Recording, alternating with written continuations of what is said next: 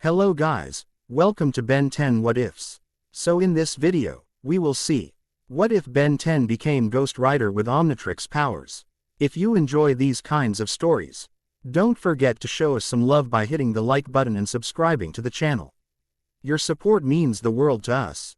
Now, let's start the story. Blank. Chapter 1. Spirits and Aliens. The desert air shimmered with heat as Ben Tennyson crouched behind an ancient stone column, eyes fixed on the excavation site below. 6 years had said since he'd first slammed down the Omnitrix as a cocky 10-year-old, and the intervening years had sculpted both his body and mind. At 22, he moved with the fluid precision of someone who'd survived countless battles across galaxies, his lean frame coiled with potential energy, green eyes constantly calculating. The ruins sprawled before him defied classification.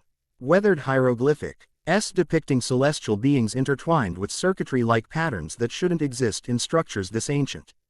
Something about this place raised the hairs on the back of his neck in a way that had nothing to do with his usual alien encounters. Grandpa Max said the energy readings were unlike anything Plumber Tech had recorded before, Ben muttered to himself, adjusting the Omnitrix on his wrist. The device had evolved with him. Sleeker now but humming with the same familiar power. Not quite alien, not quite terrestrial. Something in between. A flash of movement caught his eye. Figures in dark tactical gear moved purposefully through the excavation, their equipment far beyond standard archaeological tools. Their faces were concealed behind masks that glinted with technological enhancements. One carried a device emitting pulses of violet energy that seemed to reveal hidden markings on the stone walls. Ben tensed, preparing to activate the Omnitrix, when another presence made him pause. A woman moved silently through the shadows on the opposite side of the ruins, her movements displaying the same practiced stealth he'd developed over years of hero work. Even from this distance, he recognized her. Kai Green. Years had passed since their paths had crossed, and the sight of her sent an unexpected jolt through him. No longer the girl who'd captured his attention as a child, she moved with confidence. Her long black hair now cut in a practical shoulder-length style. A camera with specialized lenses hung around her neck, and she carried what appeared to be scanning equipment of her own design. "Looks like I'm not the only one who got the memo," Ben whispered, ducking lower as one of the masked figures turned in his direction. The tallest of the figures gestured toward a sealed doorway embedded in the rock face. "The convergence artifact should be behind this entrance. The barrier is composed of both material and other elements." The voice was distorted, electronic, but carried unmistakable authority. Ben frowned. Convergence artifact. The Plumber's briefing had mentioned strange energy signatures, but nothing about artifacts. Whatever these people were hunting, they clearly knew more than he did. A decision crystallized. He needed information before charging in, and Kai might have it. Sliding back from his vantage point, he circled around the perimeter of the ruins, using the ancient stonework as cover. The sun beat mercilessly overhead, sweat trickling down his spine as he navigated the labyrinthine passages. He found Kai crouched behind a fallen obelisk, adjusting what appeared to be a modified spectral analyzer. She didn't look up as he approached, though he knew she'd sensed his presence. "Either you've gotten better at stealth, or I've gotten worse at paying attention," she said, still focused on her equipment. "I'm betting on the former, Tennyson. Archaeologists don't typically carry quantum frequency analyzers to digs," Ben replied, settling beside her with his back to the stone. "Unless the curriculum has changed dramatically since we last talked." Now she did look up, dark eyes meeting his with an intensity that hadn't diminished with time. "And plumbers don't typically respond to archaeological anomalies unless they involve potential alien threats." A hint of a smile curved her lips. "I guess we both have questions. Ladies first." Kai's expression grew serious as she turned back to her equipment. "These ruins shouldn't exist, Ben. They contain elements from at least 3 distinct ancient cultures spanning different continents, along with architectural features that predate human civilization entirely." She gestured toward the masked figures. "And I'm not the only one who noticed. The Void Collective arrived yesterday." "The who now?" "A paramilitary research group obsessed with the intersection of alien technology and something they call primordial energies." Her voice dropped lower. "They're dangerous. They've been collecting artifacts from sites like this around the world. Whatever they're assembling, it's bad news.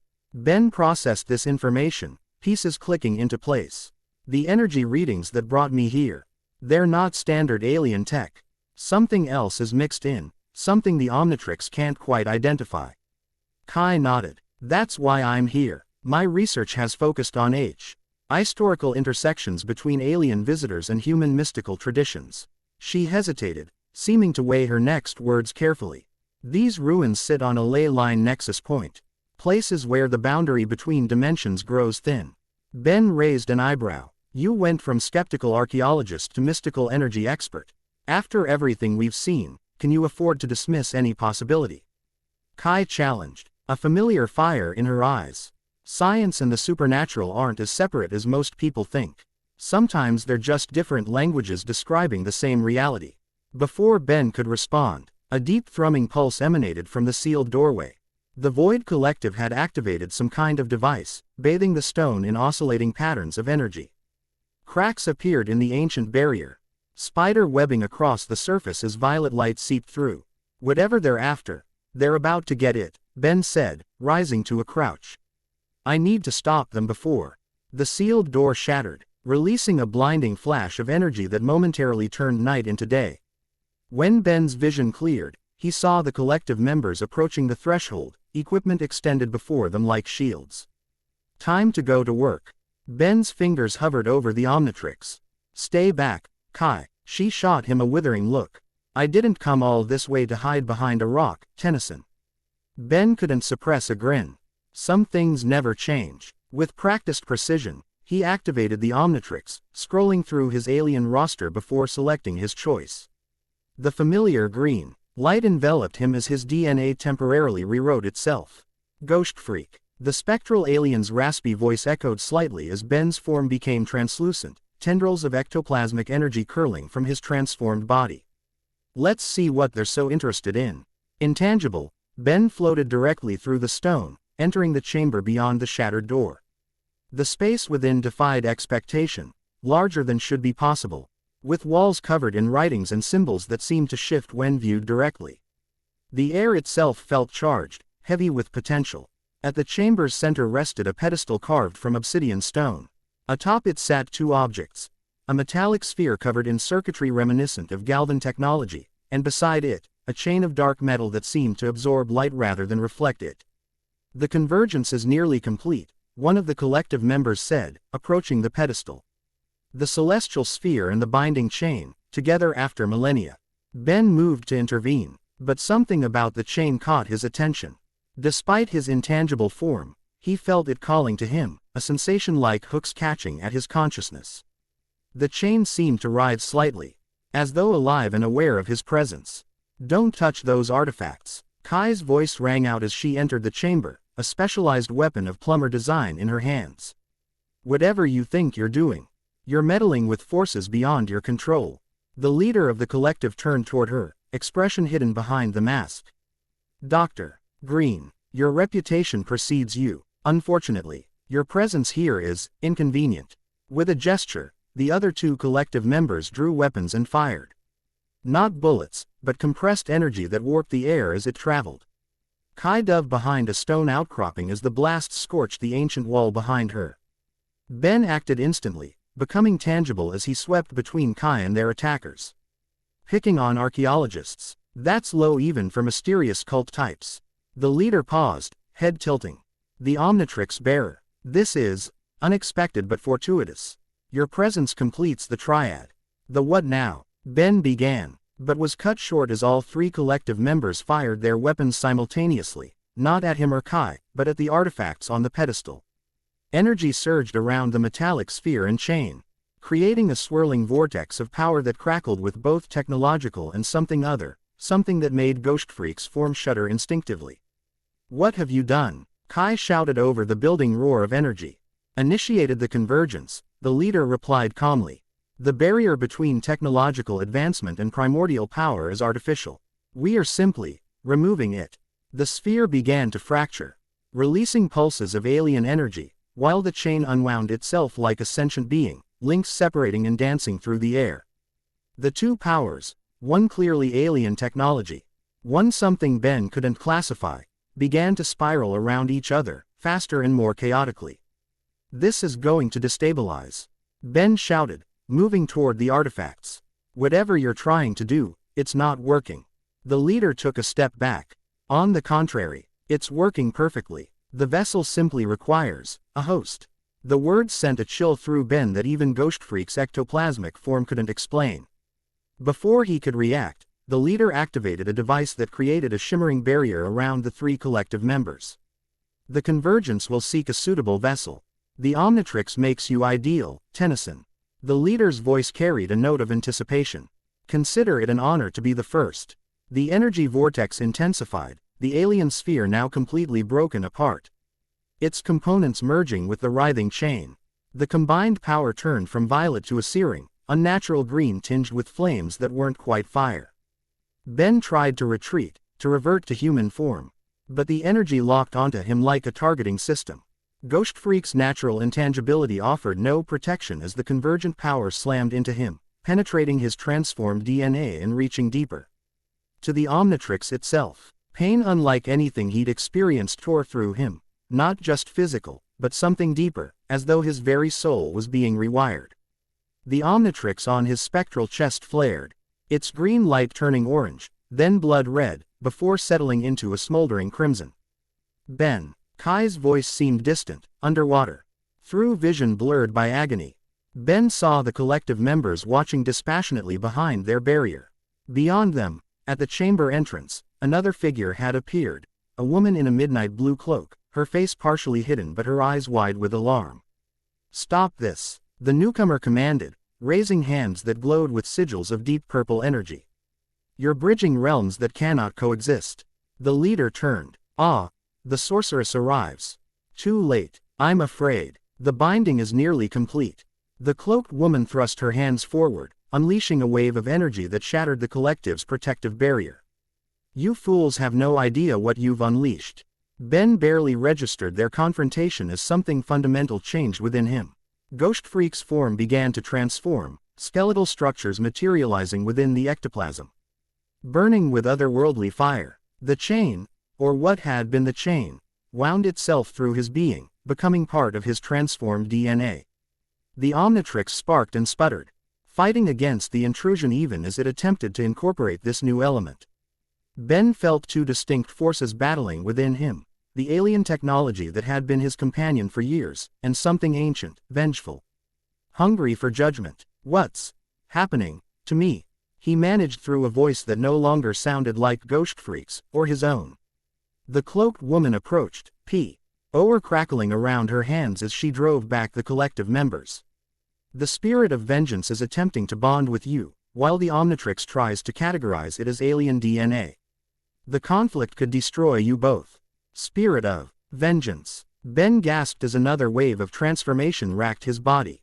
Kai moved to his side, reaching out despite the energy coursing around him. "Ben, focus. The Omnitrix responds to your will. You need to stabilize the transformation." Her voice anchored him, giving him something to focus on beyond the pain. The Omnitrix had evolved over the years, becoming more attuned to his consciousness. Ben concentrated, not fighting against the transformation but trying to guide it, to find harmony between the alien technology and this new force. "That's it," the cloaked woman encouraged, her hands now weaving complex patterns in the air around him. "The spirit seeks justice. Show it yours." Ben focused on why he had become a hero, not for glory or power, but to protect. To help those who couldn't help themselves. A sense of recognition seemed to pulse through the burning energy infusing him, as though the spirit was evaluating his heart and finding something it respected. The chamber trembled, dust and stone raining from the ceiling as the energy reached a crescendo. In a final, blinding flash, the transformation completed. The pain vanished, replaced by a terrible clarity. When Ben's vision cleared, he looked down at himself. Ghost Freak's form had transformed into something entirely new. His body remained spectral but was now wreathed in green flames that cast eerie shadows across the chamber. Chains of burning energy coiled around his limbs, extensions of his will rather than restraints. The Omnitrix symbol on his chest glowed with steady crimson light, its usual green replaced by the color of fresh blood. Impossible, the collective leader breathed, backing away. The convergence was meant to be controllable. Ben's gaze fixed on the leader.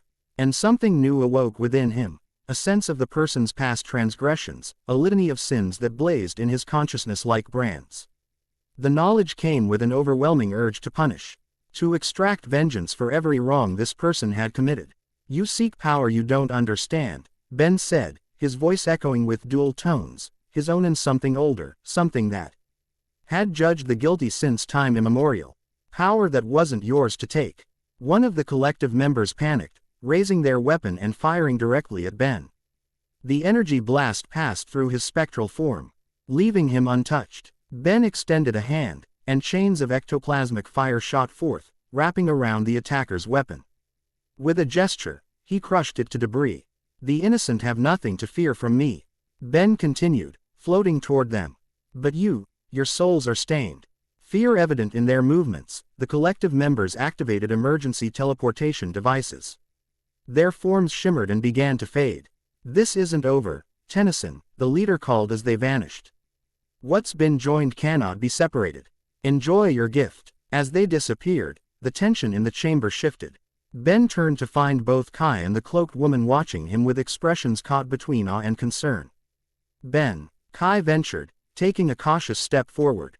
Are you? The question penetrated the haze of judgment clouding his mind. Was he still himself? The urge to pursue the collective, to make them pay for their transgressions, burned within him, a feeling not entirely his own. Yet not entirely foreign either. I think so, he replied, the dual-toned voice unsettling even to his own ears. But there's something else with me now. Something angry. The cloaked woman approached, lowering her hood to reveal striking features, pale skin, dark hair with a single streak of deep violet, and eyes that held knowledge beyond her apparent years. The spirit of vengeance, she said, studying him with professional interest rather than fear. One of the most powerful supernatural entities in existence. It seems the Void Collective was attempting to bind it to alien technology, creating a hybrid power source they could control. Well, that backfired, Ben commented, looking down at his transformed state. Any idea how I change back? The usual timeout doesn't seem to be kicking in. The woman frowned. I'm Raven Ghostsmith. My order monitors supernatural disruptions. The spirit of vengeance normally requires a host, a bonded human who becomes its agent of justice. But this, she gestured at his form. This is unprecedented. The Omnitrix appears to have integrated the spirit into its transformation matrix. Ben concentrated, focusing on the familiar sensation of reverting to human form. For a moment, nothing happened. Then, with a surge of effort that felt like swimming against a powerful current, the transformation began to reverse. Green flames receded, the spectral body solidifying until Ben stood before them in his human form, almost. His eyes still burned with unnatural fire, and faint lines like glowing embers traced his veins beneath his skin. Not quite back to normal, he observed, examining his arms with concern. Kai approached, studying him with the analytical gaze she developed through years of archaeological work. The spirit's influence is still present. Just subdued. The bond is incomplete but established, Raven confirmed. The Omnitrix likely prevented full possession, but couldn't completely separate your consciousness from the spirit. She tilted her head, expression thoughtful. You need to understand what's happened to you. The spirit of vengeance isn't evil, but it is absolute in its pursuit of punishment for the guilty. Ben took a deep breath, steadying himself against a sudden wave of disorientation. The chamber around them seemed different now. He could perceive layers of energy and history embedded in the stone. Sense the boundary between dimensions that Kai had mentioned earlier. So I've got an ancient vengeance spirit sharing headspace with me and the Omnitrix, he summarized, Adam. Putting to maintain his characteristic humor despite the gravity of the situation.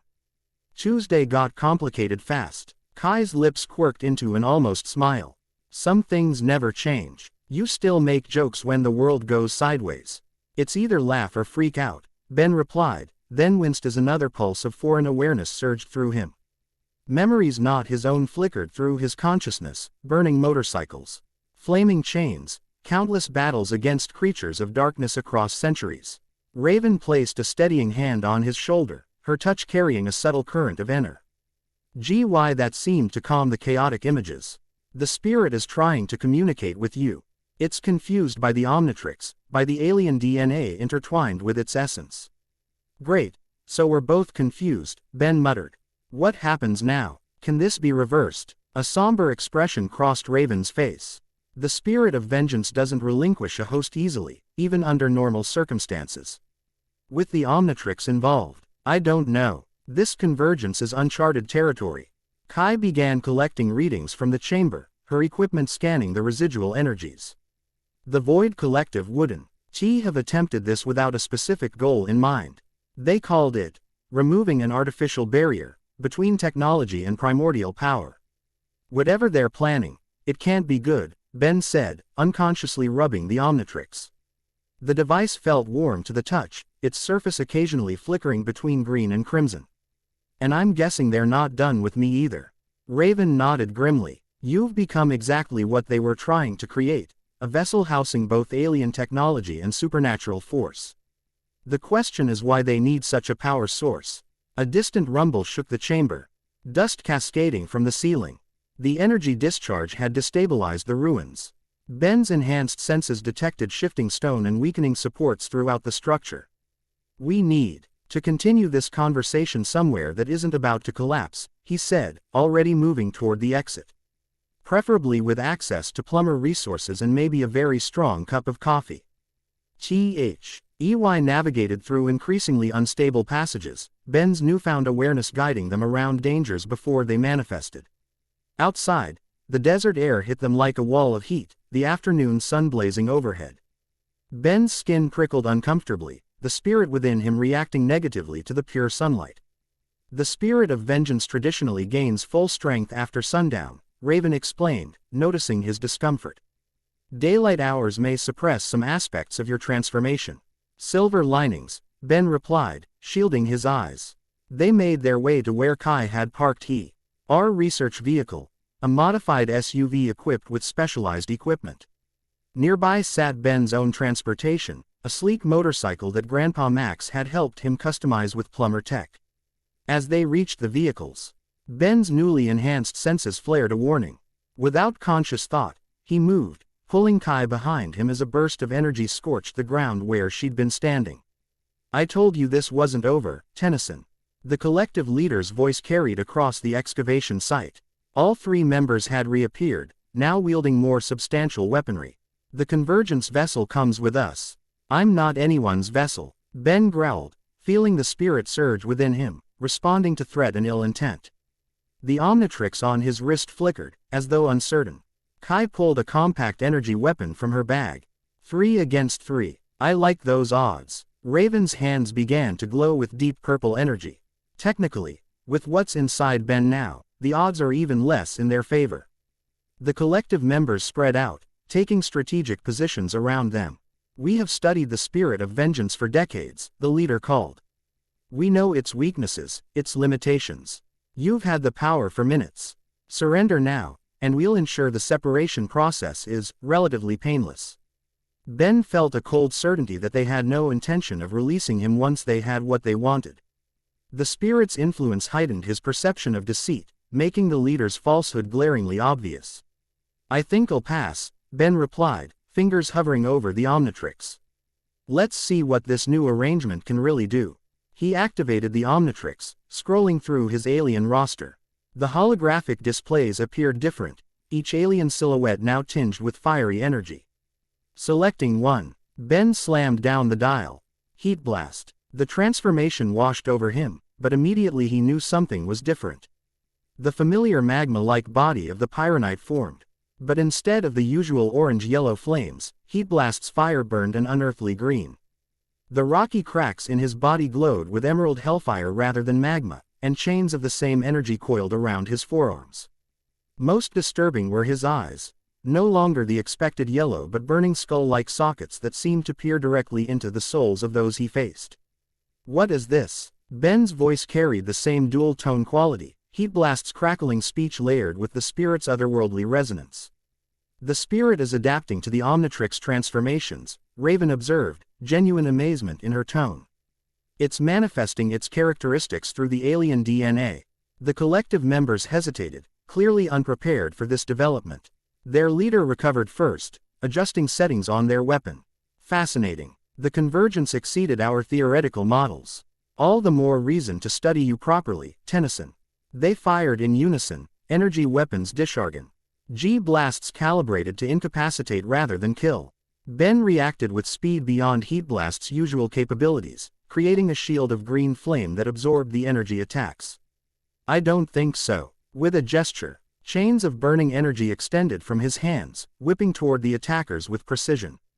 Two managed to evade, but the third was caught, the chain wrapping around their weepo and shattering it in a burst of hellfire. Kai moved with the practiced efficiency of someone accustomed to dangerous situations, taking cover behind rock formations while returning fire with her energy weapon. Raven levitated slightly above the ground, hands weaving complex patterns as she summoned barriers of dark energy to deflect attacks. The leader of the collective pressed something on their wrist device, and the air around them shimmered. Dimensional phase shift activated. Let's see your new powers navigate this, Tennyson. Reality seemed to stutter, the desert landscape overlapping WITH somewhere else, a realm of twisted architecture and unnatural angles. The phase shift hadn't fully transported them but had created a space where two dimensions partially coexisted. Ben felt the spirit within him respond to this new environment with recognition. This place, or at least the dimension bleeding through, was familiar to it. Instinctively, he raised a hand, green flame coalescing into a shape similar to a burning skull. Penance stare, Raven whispered, recognizing the gesture. One of the spirit's most powerful abilities. The flame skull projected a beam of intense energy toward the leader. Instead of causing physical damage, the energy seemed to pass through their protective gear, reaching something deeper. The leader staggered, crying out in pain as memories of their own transgressions reflected back at them in burning clarity. What is this? They gasped, falling to one knee. Your own sins, Ben answered, the dual voice resonating with judgment. Every pain you've caused, experienced by your own soul. The other collective members moved to their leader's aid, firing desperately at Ben. The attacks seemed less effective in this half-shifted dimension. SSING through his flame form with minimal impact. Ben advanced, the spirit's vengeance and his own sense of justice finding unexpected harmony. These people had endangered innocence in their pursuit of power. They deserved consequences for their actions. A small, rational part of his mind recognized the dangerous path his thoughts were taking. The spirit's influence pushed toward punishment over mercy, retribution over redemption. With effort, he tempered the urge, directing his next attack at their equipment rather than the collective members themselves. Chains of green fire lashed out, Destro. Ying the dimensional phase device on the leader's wrist. Reality snapped back into focus, the otherworldly landscape vanishing as they returned fully to the desert excavation site. Ben. Kai's voice cut through his focus. They're trying to retreat again. The collective members had activated their emergency teleportation devices, their forms already beginning to fade. The leader looked at Ben with a mixture of fear and scientific curiosity. This isn't defeat, Tennyson, they called as they disappeared. Merely data collection. We'll meet again when we're better prepared for your enhancements. As they vanished completely, Ben released a breath he hadn't realized he was holding. The burning righteousness that had fueled him during the confrontation ebbed slightly, leaving him disoriented by its absence. That was, he began, struggling to find words for the experience. Intense, Kai supplied, approaching cautiously. Your eyes changed during the fight. It wasn't just Heat Blast looking out. Ben nodded, feeling the dual consciousness within him shifting, adjusting. The spirit seemed to be settling, becoming less foreign but no less powerful. With concentration, he deactivated the transformation, returning to human form. Though again, traces of the spirit's influence remained visible in the ember-like glow beneath his skin. The penance stare, Raven said, studying him with renewed interest. One of the spirit's most feared abilities. It forces the target to experience all the pain they've inflicted on others. She tilted her head. Most new hosts can't access that power so quickly. The Omnitrix must be acting as an amplifier. Lucky me, Ben muttered, the weight of what had happened beginning to sink in. So I'm stuck with an ancient spirit of supernatural NCE that can piggyback on all my alien transformations, and a paramilitary cult wants to capture me for study. Did I miss anything? The ruins were more significant than I initially believed, Kai added. Scrolling through data on her tablet. The energy readings suggest they were built specifically to house those artifacts, the celestial sphere and the binding chain.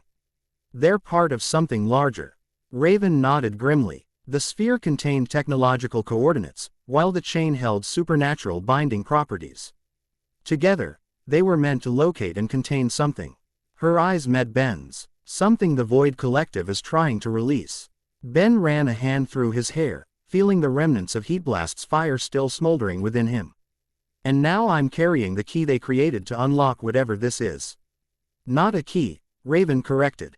A vessel capable of bridging technological and supernatural realms. The question is what requires such a bridge to be freed. The sky overhead had begun to darken. The sun sinking toward the horizon. As twilight approached, Ben felt the spirit within him growing stronger, more present in his consciousness. Knowledge that wasn't is filtered through his mind. Ancient beings imprisoned between dimensions, cosmic entities that existed at the intersection of science and soul. Whatever it is, Ben said, his voice steadier than he felt. We need to find it before they do. And I need to figure out exactly what I've become in the process. Kai placed a hand on his arm, her touch grounding him as the foreign memories threatened to overwhelm his perception. You're still Ben Tennyson. The Omnitrix changed your life once before, and you mastered it. You'll master this too. Her confidence in him sparked something warm amidst the supernatural fire now coursing through his veins. Ben managed a small smile, grateful for her presence. First step, we need somewhere secure to analyze what's happened to the Omnitrix, he said, decision crystallizing. Plumber HQ has the equipment, but I'm not sure I want to walk in looking like a supernatural light show. Raven considered this. My order maintains a sanctuary about 50 miles from here. It's warded against both technological and supernatural detection. We could begin preliminary studies there. Works for me, Ben agreed. He turned to his motorcycle, then paused as a thought occurred to him. Is it safe for me to drive, or is my bike going to transform into some kind of hellcycle? The question hung in the air for a moment before Kai let out a short laugh. Only you would worry about that right now, Tennyson. Valid concern, Raven countered, her serious expression unchanging. The spirit traditionally transforms its host's vehicle into a manifestation of its power. Ben approached his motorcycle warily, placing a hand on the handlebar. A brief flicker of green energy passed from his fingers into the metal, but nothing more dramatic occurred. Seems stable for now, he observed. Maybe the Omnitrix is buffering the full transformation somehow. Or saving it for when you really need it, Kai suggested, heading toward her SUV. I'll follow you to this sanctuary. My equipment might help analyze the convergence energy. As twilight deepened into dusk, they departed the excavation site, leaving behind the ancient ruins where everything had changed. Ben felt the spirit within him growing more alert as darkness fell, its awareness expanding his senses beyond normal human perception. The desert landscape around them held new dimensions of information. He could perceive traces of life force from creatures hidden in the sand, sense the ancient history embedded in rock formations, even feel the subtle currents of dimensional energy flowing beneath reality's surface. The motorcycle hummed beneath him, occasionally emitting brief flickers of green energy that dissipated into the night air. The machine seemed to respond to his thoughts more directly than before, anticipating his commands almost before he gave them. As they traveled, Ben attempted to organize his thoughts, to make sense of what had happened. The spirit of vengeance wasn't communicating in words but in impressions, in emotional responses to stimuli. It recognized Raven as something familiar, a practitioner of arts adjacent to its own nature. It viewed Kai with curiosity, sensing her connection to ancient powers through her archaeological work. Most significantly, it seemed fascinated by the Omnitrix, by the alien DNA stored within the device. Ben could feel it exploring the possibilities, testing the boundaries of this unprecedented partnership. This is either going to be amazing or catastrophic, he murmured to himself as they sped through the darkness. Possibly both. The night deepened around them, stars emerging in the clear desert sky. With each passing minute, Ben felt the spirit growing stronger, more present in his awareness. By the time they reached the outskirts of a small, isolated compound nestled against rocky foothills, the ember-like glow beneath his skin had intensified to clearly visible lines of power tracing his veins. Raven led them through an entrance marked with symbols that seemed to shift when viewed directly, similar to those in the ruins, but more refined, more purposeful. As they passed the threshold, Ben felt a subtle pressure against his consciousness, as though the spirit were being gently constrained. The wards recognize your human essence but are uncertain about the spirit, Raven explained, noticing his reaction. They won't harm you, but they will limit the spirit's influence while you're within our boundaries. The sanctuary revealed itself as a collection of buildings that blended modern architecture with ancient design principles. Central to the compound stood a circular structure of stone and glass, illuminated from within by lights that cycled slowly through colors not quite within the normal visible spectrum. The Convergence Chamber, Raven said, directing them toward this building, designed to study phenomena that exist at the intersection of multiple realities. It seems appropriate, given your condition. Inside, the chamber opened into a space larger than its exterior suggested, not through supernatural means, Ben realized, but clever architectural design that created an illusion of expanded space. Equipment both technological and mystical lined the walls, computer systems alongside artifact displays, scanning devices next to ceremonial implements. Your order seems pretty well funded for supernatural guardians, Ben observed, taking in the sophisticated setup. The supernatural and the scientific communities both value our work, Raven replied with the hint of a smile. Even if neither fully acknowledges the other's existence. Kai immediately began connecting her equipment to the systems available, establishing data transfers with practiced efficiency. I'm uploading everything I recorded at the ruins.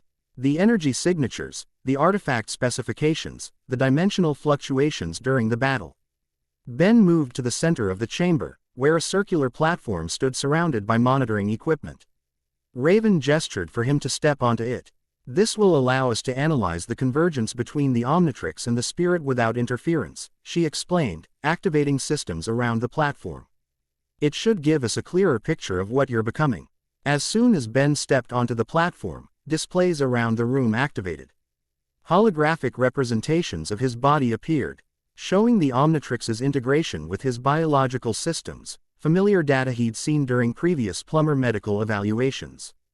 But overlaid on this was something new, patterns of energy that resembled flames, coiled around his life force like a second circulatory system. Fascinating, Raven murmured, studying the readings. The spirit has integrated with your life force at a fundamental level. But the Omnitrix is preventing complete possession. It's created a unique symbiosis. Is that good or bad? Ben asked, watching as the energy patterns pulsed in time with his heartbeat. Neither. It's unprecedented. Raven manipulated controls, focusing the scans on the Omnitrix itself. The spirit of vengeance typically bonds with a human host completely, transforming them into its agent. But the Omnitrix contains alien DNA, non-human configurations that the spirit would normally consider outside its domain. Kai approached, studying the displays with intense focus. It's adapting. Look at the energy patterns, they're aligning with the Omnitrix's transformation matrix. Indeed, the fiery energy had formed connections to the Omnitrix that mirrored the device's own integration with Ben's biology. Where the Omnitrix connected to one system, the spirit's energy reinforced that connection with its own power. Try transforming, Raven suggested, adjusting the scanners. Let's see how the convergence manifests across different alien forms. Ben nodded, selecting from his mental roster of transformations. Let's try something completely different from Heatblast. Diamond Head. The transformation washed over him, crystalline structures replacing human biology. But as with Heatblast, this wasn't the Diamond Head he was familiar with. The Petrosapian's crystalline body had formed as expected, but within the translucent structures burned green energy, giving the crystals an eerie internal glow. Chains of the same energy wrapped around his forearms and torso, and his face. Normally featureless beyond the eyes, now bore markings reminiscent of a flaming skull. The spirit's influence is consistent across transformations, Raven observed, studying the readings. It's expressing core aspects of its nature regardless of the alien biology. Ben examined his transformed state with a mixture of fascination and concern. Diamond Head's powers had always been straightforward: crystal manipulation, durability, strength. But now he could feel additional abilities at his disposal: judgment, supernatural awareness, and something else, a connection to a realm beyond physical reality. With a thought, he extended his hand. Normally, this would produce crystalline projectiles. Instead, crystals formed and immediately ignited with green fire, creating flaming shards that hovered in the air before him. Control seems intact, he noted, his voice carrying the same dual-tone quality as before. But the applications are expanded. Kai circled him, recording data with her specialized equipment. The transformation is stable, no signs of energy rejection or conflict between the systems. Ben reverted to human form, the process smoother than his previous attempt. The ember-like glow beneath his skin remained, but seemed less pronounced within the sanctuary's wards. "So what's the verdict?" he asked, stepping down from the platform. "Am I going to spontaneously combust, or is this the new normal?" Raven's expression remained serious as she reviewed the data. The convergence appears stable, but evolving. The spirit and the Omnitrix are still adapting to each other, finding equilibrium. She met his gaze directly. "This isn't something that can be cured, Ben. The spirit of vengeance doesn't relinquish a host without extreme circumstances."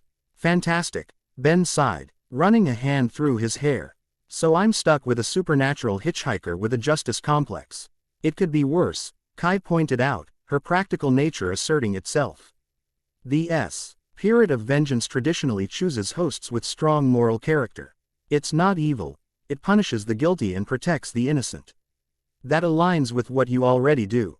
Ben considered this. She wasn't wrong. Though the spirit's methods were more extreme than his own, its fundamental purpose wasn't so different from what he'd dedicated his life to as a wielder of the Omnitrix. "There's something else we need to consider," Raven said, her tone growing more somber. "The Void Collective created this convergence for a specific purpose. They mentioned removing barriers between technological and supernatural realms. You think they're trying to free something that's imprisoned between dimensions," Ben concluded, pieces clicking into place. "Something that requires both types of power to access." Raven nodded. "There are entities that exist at such intersections. Beings of immense power that were contained through combined efforts of advanced alien civilizations and supernatural forces. Like the celestial beings in the hieroglyphics," Kai added, pulling up images she'd recorded from the ruins. "These depictions show cooperation between technological species and mystical practitioners. A joint effort to imprison something dangerous." Ben felt the spirit stir within him, responding to this line of discussion with recognition. Impressions filtered through his consciousness: ancient battles, cosmic entities of terrifying power, prison dimensions crafted from both technology and supernatural bindings. "The spirit knows something about this," he said slowly, trying to interpret the fragments of memory and knowledge. It was involved somehow, in containing whatever they're trying to release. "That would explain why the convergence happened," Raven said thoughtfully. "The spirit recognized a threat to its past work and sought a host capable of countering that threat. The Omnitrix makes you uniquely qualified." "Lucky me," Ben muttered, though a part of him recognized the logic. If something threatened both the technological and supernatural aspects of reality, who better to stand against it than someone who could wield both? A sudden wave of exhaustion washed over him. The day's events finally catching up with his body, if not his supernaturally enhanced mind. Ben swayed slightly, catching himself against a nearby console. "You need rest," Kai said immediately, moving to his side. "Spirit of vengeance or not, you're still human underneath it all." "The sanctuary has quarters for visitors," Raven offered. "We should all recover while we can. Tomorrow, we need to track the Void Collective's next move." As they left the convergence chamber, Ben felt the weight of new responsibility settling on his shoulders. He had mastered the Omnitrix years ago, learning to use its power responsibly. Now he faced a similar challenge with the spirit, learning to balance its thirst for vengeance with his own sense of justice. The quarters Raven provided were simple but comfortable, designed with both functionality and spiritual alignment in mind. Ben sat on the edge of the bed, studying the Omnitrix on his wrist. Its usual green glow now pulsed occasionally with crimson energy, physical evidence of the change within. A soft knock at the door interrupted his contemplation. Kai entered, carrying what appeared to be monitoring equipment. "Thought you might want some company," she said, setting up the small device on a nearby table. "And I wanted to keep an eye on your energy signatures while you rest. The convergence might behave differently during unconscious states." Ben smiled faintly. "Always the scientist. Someone has to be." She sat beside him, her expression softening. "How are you really handling this, Ben? And don't give me the hero line about being fine." The direct question cut through his practiced defenses. With Kai, there had always been a connection that made pretense difficult. "Honestly, I'm terrified," he admitted, watching the ember-like glow pulse beneath his skin. "I've merged with aliens before, been possessed, mind-controlled, but this is different. The spirit isn't trying to take over, it's integrating. Becoming part of me in a way I can't separate." Kai nodded, understanding in her eyes. "When I started studying the intersection of alien influences and human mysticism, my colleagues thought I was throwing away my career. Archaeology isn't supposed to venture into supernatural territory." She smiled slightly. "But I knew there was truth there, connections others weren't seeing. And now we're sitting in a supernatural sanctuary, discussing my fusion with an ancient spirit of vengeance." Ben finished with a hint of his old humor. "I'd say you were onto something." Her hand found his, warm against skin that now ran slightly cooler than human norm. "Whatever happens next, you're not facing it alone. That's one advantage you have over traditional ghost riders, they usually work in isolation." "Ghost riders. He common term for spirit of vengeance hosts," Kai explained. "Typically they manifest burning skulls, flaming motorcycles, chains of hellfire, the whole vengeance package. And now there's Ghost Rider Ben 10, he mused. The concept simultaneously absurd and terrifying. With added alien transformation options. I'm sure there's a marketing opportunity in there somewhere." Kai's laughter was quiet but genuine. A welcome moment of normalcy amidst the chaos. As she set up the monitoring equipment and prepared to leave him to rest, Ben caught her hand once more. "Thanks, Kai, for being here, for not running when things got weird." Her smile held the confidence and determination he'd always admired. "Please, after everything we've seen, this is just another Tuesday." She paused at the door. "Get some rest, Tennyson. Tomorrow we figure out how to save the world." Again, as the door closed behind her, Ben lay back on the bed, feeling the dual nature of his new existence settling into temporary equilibrium. The spirit's restlessness eased as night deepened outside, as though satisfied to have found a worthy host. Tomorrow would bring new challenges, mastering his transformed abilities, tracking the Void Collective, preventing whatever catastrophe they intended to unleash. But for now, in this moment of quiet, Ben allowed himself to consider the possibilities of what he had become. Not just Ben Tennyson, wielder of the Omnitrix, not just a vessel for the spirit of vengeance. Something new, something unprecedented, something that might just be exactly what the world needed to face what was coming. With that thought, he closed his eyes, surrendering to exhaustion as the ember glow beneath his skin continued to pulse in harmony with the Omnitrix's power. Chapter 2. Chains of Fire and Light. Morning arrived with stabbing intensity, sunlight streaming through the sanctuary window like physical daggers against Ben's consciousness. He awoke with a gasp, body instinctively recoiling from the direct light. The spirit within him retreated from solar radiance, burrowing deeper into his psyche as though seeking shadow. "Not a morning person anymore, I guess," Ben muttered, shielding his eyes as he oriented himself. The monitoring equipment Kai had set up beeped steadily, recording the fluctuations in his condition. A quick glance revealed the ember glow beneath his skin had dimmed significantly. Barely visible in daylight, the spirit's presence felt muted but not absent, like a campfire banked to coals rather than extinguished. The Omnitrix on his wrist had stabilized overnight, its surface now displaying a curious pattern that shifted between green and crimson depending on viewing angle. Ben splashed cold water on his face from the adjacent bathroom sink, studying his reflection with clinical detachment. His eyes, normally green, now held subtle flecks of fiery orange around the pupils. Not enough to notice at casual glance, but undeniably present. "Great look for dating profiles," he quipped to his reflection. "Interests include aliens, motorcycles, and supernatural vengeance. Swipe right for judgment." A knock at the door interrupted his self-assessment.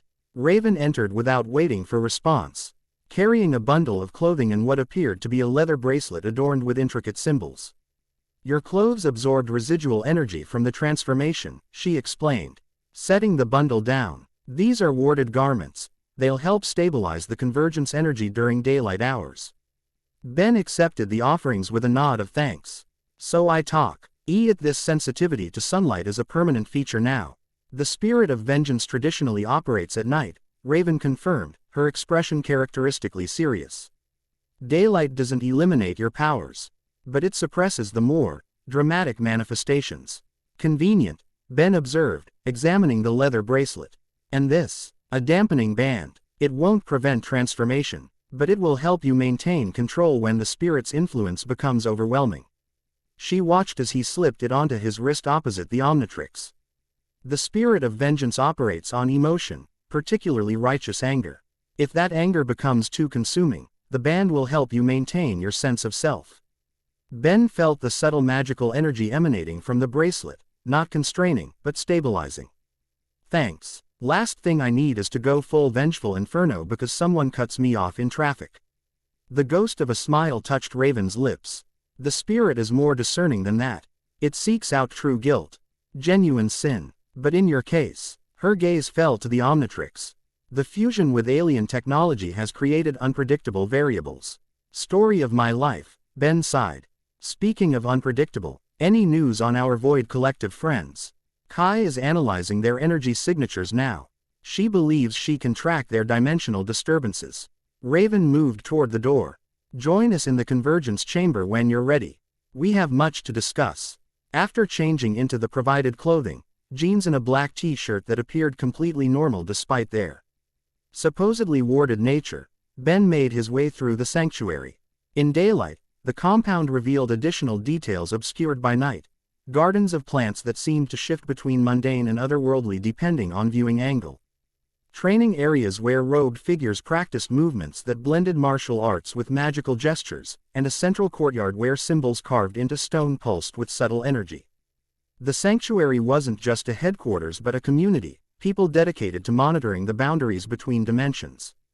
Ben's enhanced perception, though diminished in daylight, still detected the carefully constructed barriers that separated this place from normal reality. In the convergence chamber, Kai stood surrounded by holographic displays, her focus absolute as she manipulated data fields with practiced precision.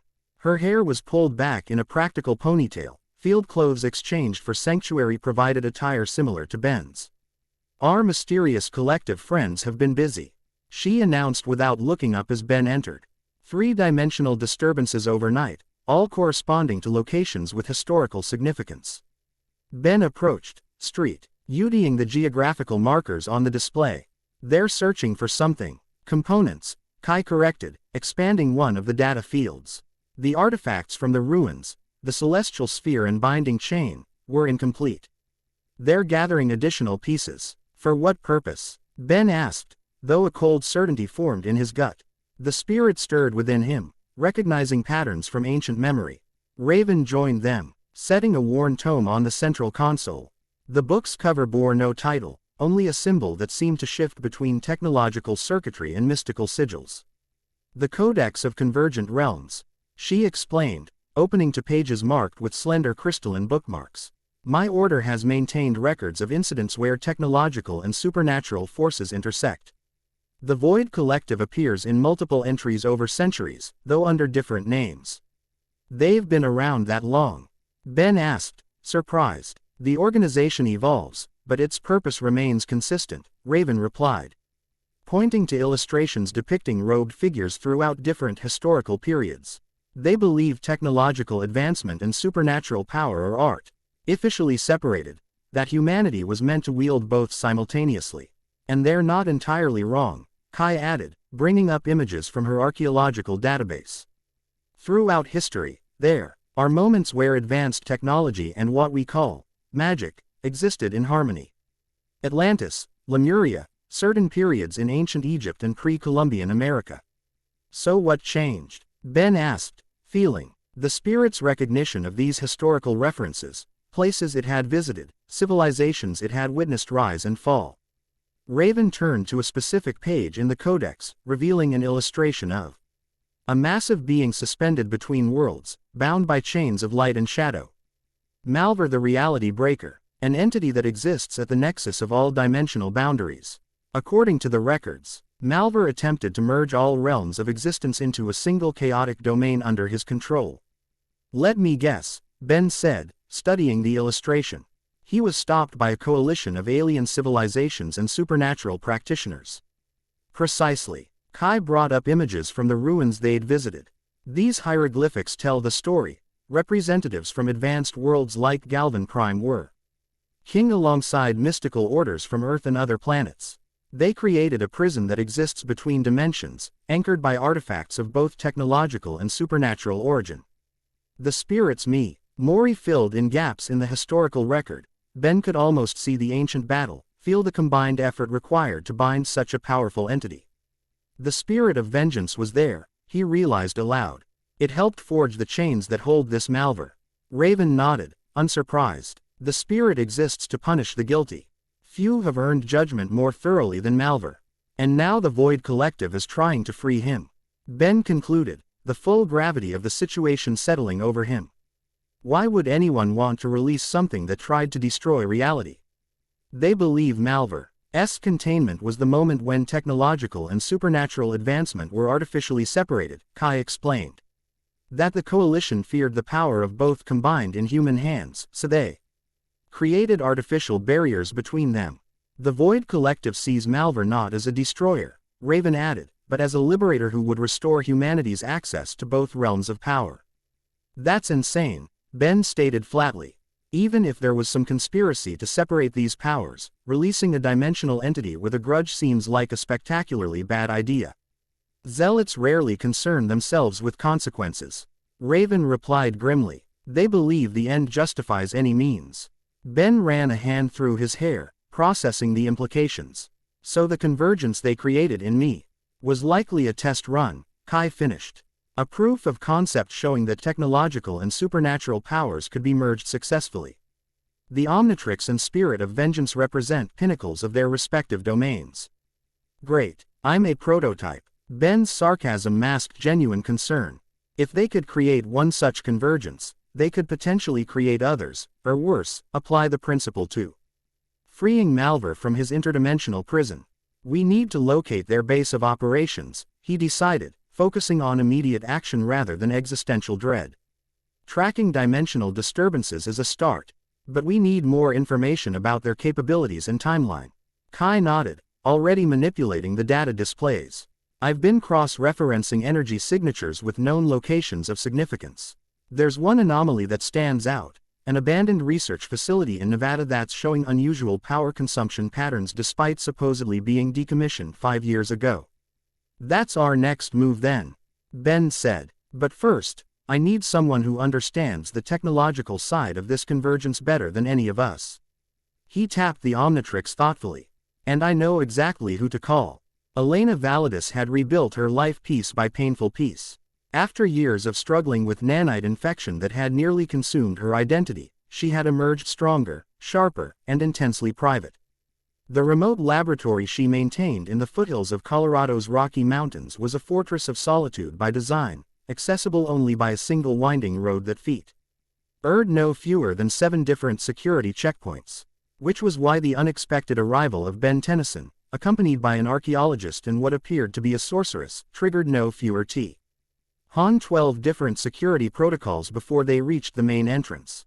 You could have called first, Elena remarked dryly as she deactivated the final security barrier, allowing them entry to her laboratory complex.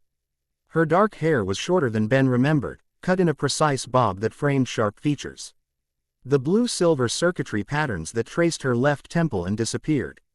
Beneath her collar, permanent reminders of her nanite integration, pulsed faintly as she spoke. Would you have answered? Ben countered with a knowing look. A hint of a smile touched Elena's lips. Probably not, but it's the principle of the thing. Her gaze swept over Kai and Raven assessingly before returning to Ben. You look different. Something's changed on a fundamental level. Her eyes narrowed with scientific precision. Molecular resonance patterns are altered. That's actually why we're here, Ben admitted, unsurprised by her immediate perception of his changed state. Alina's Integra, Qian with nanite technology had enhanced her senses beyond normal human capability. I need your expertise. Elena led them through the laboratory complex, a marvel of cutting-edge technology seamless L.Y. integrated with organic design principles. Workstations featured interfaces that responded to thought as much as touch, and experimental apparatus hummed with energy that bent light in subtle, unsettling ways. You've been busy, Ben observed, noting equipment that exceeded even plumber technology in certain aspects. Nanite integration opened doors to understanding how technology and biology interface, Elena replied. Her tone neutral but carrying undertones of hard-won pride.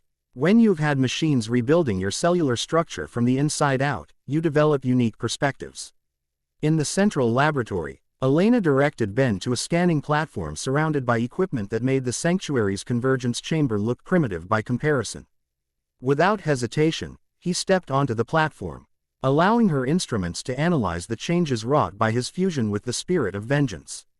Elena's expression remained clinical as data streamed across her monitors, but her eyes widened incrementally as the full scope of the convergence became clear.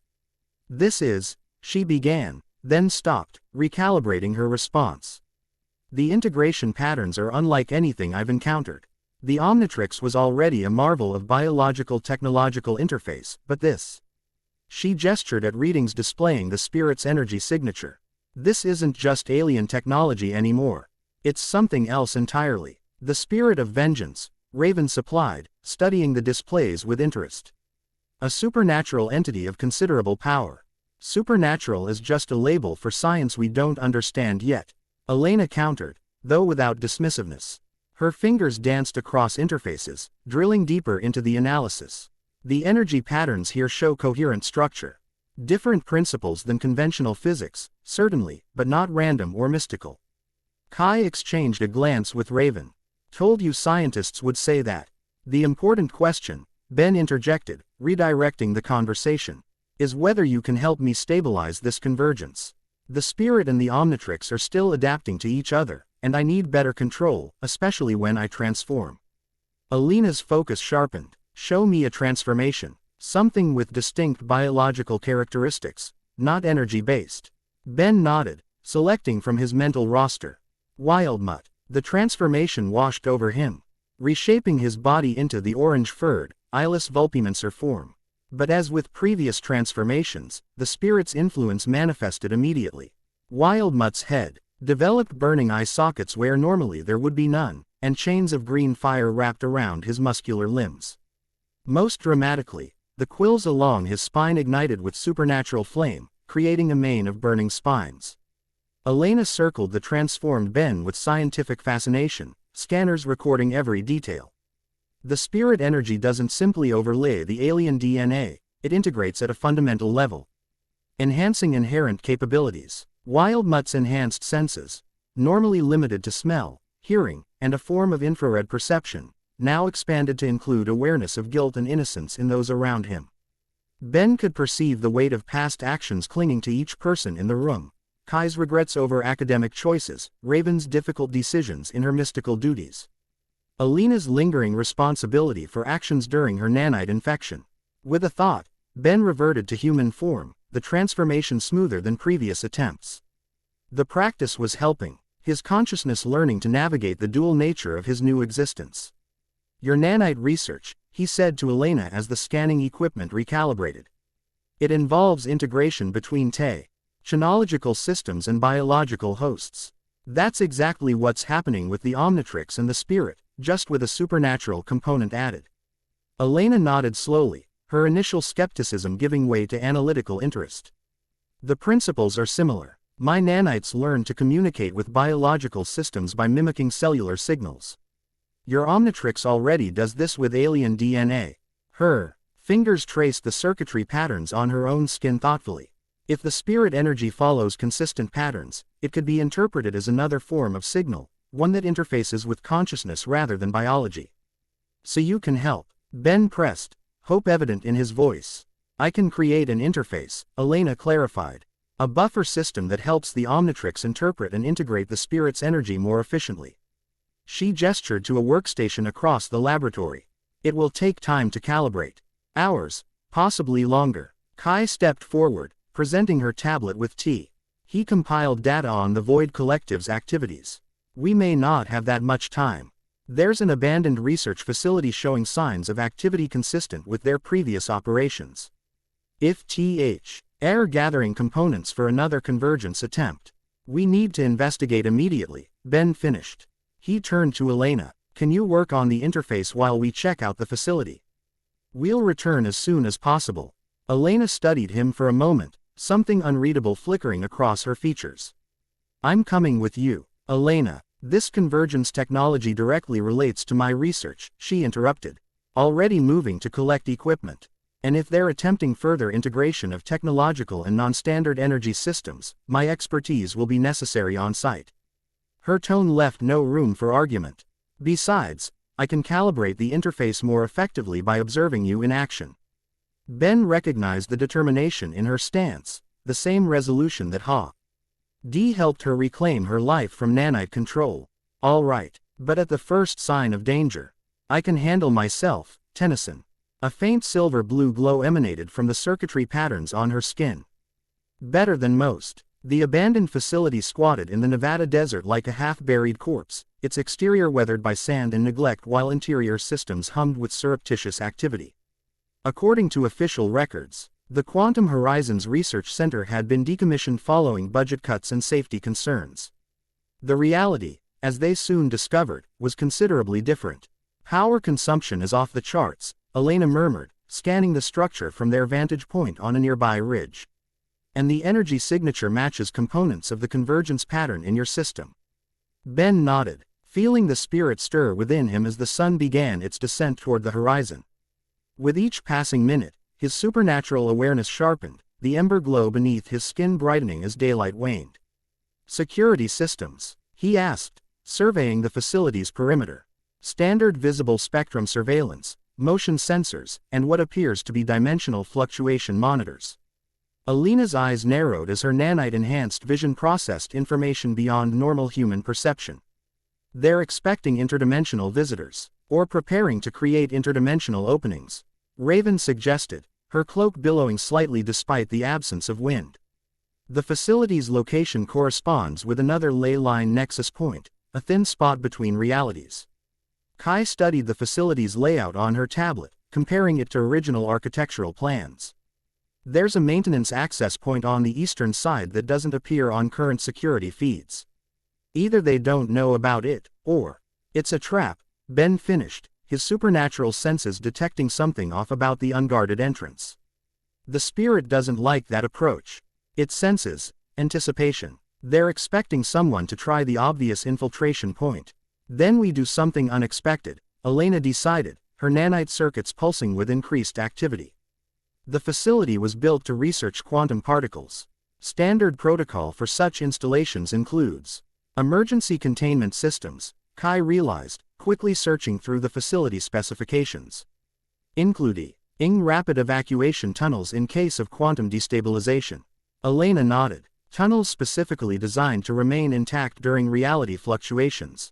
Perfect for our needs. With the sun sinking lower, they circled the facility, using natural terrain features for cover until they reached a nondescript concrete structure half buried in sand, an emergency evacuation point disguised as a ventilation node. Elena placed her hand against the access panel, nanites flowing from her fingertips to interface with the long-dormant systems. Security protocols are minimal here, she reported as lights flickered to life beneath her touch. They focused their upgrades on the main entry points.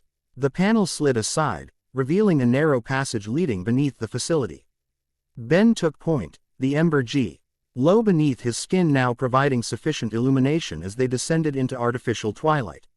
Once we're inside, what exactly are we looking for? Kai asked, checking her compact energy weapon.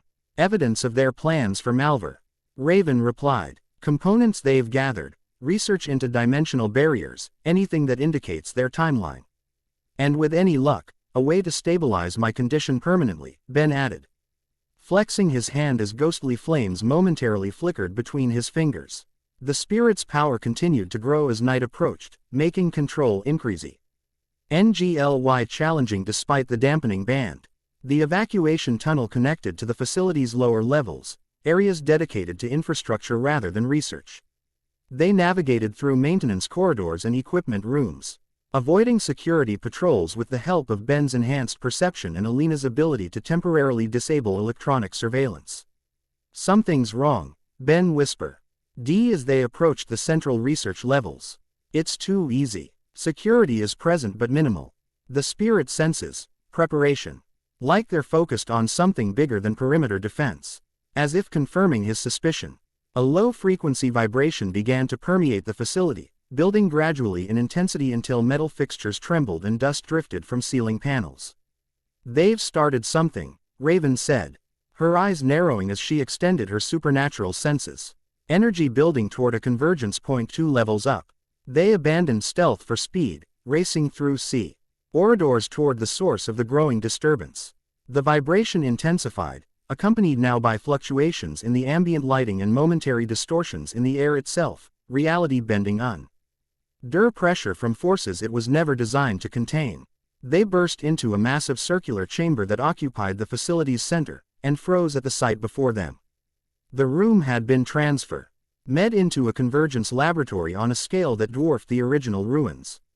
At its center, a towering apparatus reached from floor to ceiling, combining cutting-edge technology with components that defied conventional classification. Crystalline structures pulsed with energy beside quantum stabilization fields. Artifacts of obvious alien origin interfaced with objects carved from materials that seemed to shift between physical and ethereal states. Around this apparatus stood members of the Void Collective, at least 20 operatives in their characteristic masks and tactical gear, led by the same figure who had confronted them at the ruins. All focused on maintaining the increasingly unstable energy buildup at the chamber's center. "The convergence catalyst," the leader announced, voice carrying over the rising cacophony of energies. Precisely on schedule. Only then did Ben realize they had not been detected by surprise, they had been expected. "Welcome to Threshold Facility," the leader continued, turning to face them while subordinates maintained the convergence process. "Particularly you, Tennyson. Our proof of concept made manifest. Whatever you're attempting stops now," Ben stated, the Omnitrix humming with energy that resonated with the building convergence. The spirit within him surged toward consciousness, recognizing the artificial recreation of the process that had bound it to him.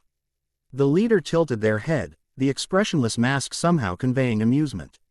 "Stop. We've barely begun. Your integration with the spirit of vengeance was merely the first step. Confirmation that technological and supernatural forces could be harmonized within a single vessel." A gesture encompassed the massive apparatus. "This is the true goal. A dimensional gateway calibrated to Malvar's prison coordinates." "You can't control Malvar," Raven warned, dark energy gathering around her hands. "The combined forces of multiple worlds could barely contain him." "What makes you think you can command what they feared?"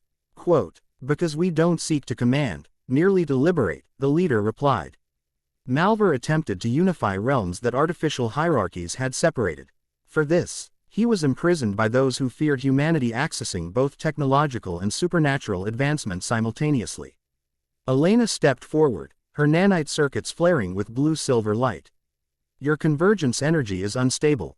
The integration patterns are degrading even as they form. This entire facility could collapse into a dimensional void." "A calculated risk," the leader acknowledged, "but one necessitated by obstruction from forces like yourselves." A signal to subordinates initiated a security response, panels sliding open to reveal armed collective members taking defensive positions. "We had hoped to acquire Tennyson for further study of successful convergence, but we've gathered sufficient data from observation. Your presence here now is superfluous." The first GY blast came without further warning, not aimed at Ben, but at the supporting wall beside the group. The structure buckled, debris cascading down to separate them from the convergence apparatus. Chaos erupted as Ben slammed the Omnitrix dial. Humungosaur. The transformation manifested with now familiar supernatural modifications, the Vaxosaurian form appearing with skeleton-like armor plates burning with green fire. chains wrapped around massive forearms, and eyes blazing with judgment fire. Using his enhanced strength, Ben deflected falling debris while expanding his size to create a protective barrier for the others. The convergence is approaching critical mass, Elena reported, interfacing directly with nearby systems through her nanites. They're attempting to punch through Dimensio. Null barriers using technology reverse-engineered from alien artifacts combined with supernatural amplifiers. Can you disrupt it? Ben asked, his dual-toned voice resonating through Homungosaur's massive frame. Not from here. We need direct access to the control systems. Elena pointed toward a secondary control station across the chamber, currently guarded by collective operatives. Raven gestured, dark energy forming barriers to deflect weapons fire. I can sense the dimensional weakening. If they succeed in creating even a partial opening to Malvar's prison, then we make sure they don't succeed, Ben declared, charging forward with the spirit's righteous determination enhancing Homungosaur's natural power. Collective operatives scattered before his advance, their weapons proving ineffective against his supernaturally enhanced armor. Kai and Raven moved in coordination, the archaeologist's practical combat training complementing the sorceress's mystical abilities as they cleared a path toward the secondary controls. Elena followed in their wake, nanite defenses deflecting attacks that penetrated their guard. The chamber shuddered as the convergence energy built toward crescendo. Reality itself seemed to thin around the apparatus, light bending at impossible angles as dimensional barriers strained under technological and supernatural pressure. They've initiated the final sequence, Elena called, reaching the control station and immediately interfacing with its systems. Her fingers became metallic conduits, nanites flowing into the technology to combat the collective's programming. The gateway is beginning to form. At the chamber's center, space itself began to tear, a fracture in reality through which something else became visible. Not the physical world of normal space, but a realm of twisted geometries and impossible colors. Within this growing aperture, movement became visible, a massive form pressing against dimensional barriers like a prisoner testing the strength of cell bars. Malvar awakens, the collective leader intoned with unsettling reverence. The unifier returns to restore our severed heritage. Ben felt the spirit's recognition and fury at the sight of its ancient enemy stirring within confinement. Memories not his own flooded his consciousness, the devastation Malvar had wrought across multiple realms, the countless lives lost before the coalition finally contained him. With newfound determination, Ben channeled this righteous anger, allowing the spirit's influence to flow more freely through Homungosaur's transformed body. Chains of green fire extended from his massive hands, wrapping around support structures for the convergence apparatus and pulling with supernatural strength enhanced by Vaxasaurian power. Metal groaned and crystal supports fractured as Ben systematically dismantled the gateway's physical anchors. Collective operatives abandoned defensive positions to intercept him, but the combined might of alien transformation and vengeance spirit proved overwhelming. The dimensional aperture is destabilizing, Raven reported, her hands weaving complex patterns that reinforced reality against the incursion. But something's coming through. From the fracturing gateway extended an appendage that defied proper description, neither tentacle nor limb but something that seemed to redefine physical space around it. Where it touched the chamber floor, matter itself began to degrade, breaking down into component particles that swirled in unnatural patterns. Elena, Ben called, dodging the thrashing limb while continuing to dismantle the apparatus. We need to shut this down now. Working on it. Elena's form had partially merged with the control systems, her body shifting between human and nanite configurity. Ons as she fought the collective's programming. They've locked out conventional override protocols. I need to create a feedback loop in the convergence matrix. The leader of the collective moved toward Elena, drawing a weapon unlike any Ben had seen, a device that seemed partially technological, partially crafted from materials that absorbed light rather than reflected it. The convergence will continue, they declared, taking aim at Elena's interfaced form. Malvar will be freed. Ben reacted instinctively, the spirit's protective instinct flaring. Abandoning his assault on the apparatus, he hurled a chain of green fire that wrapped around the leader's weapon.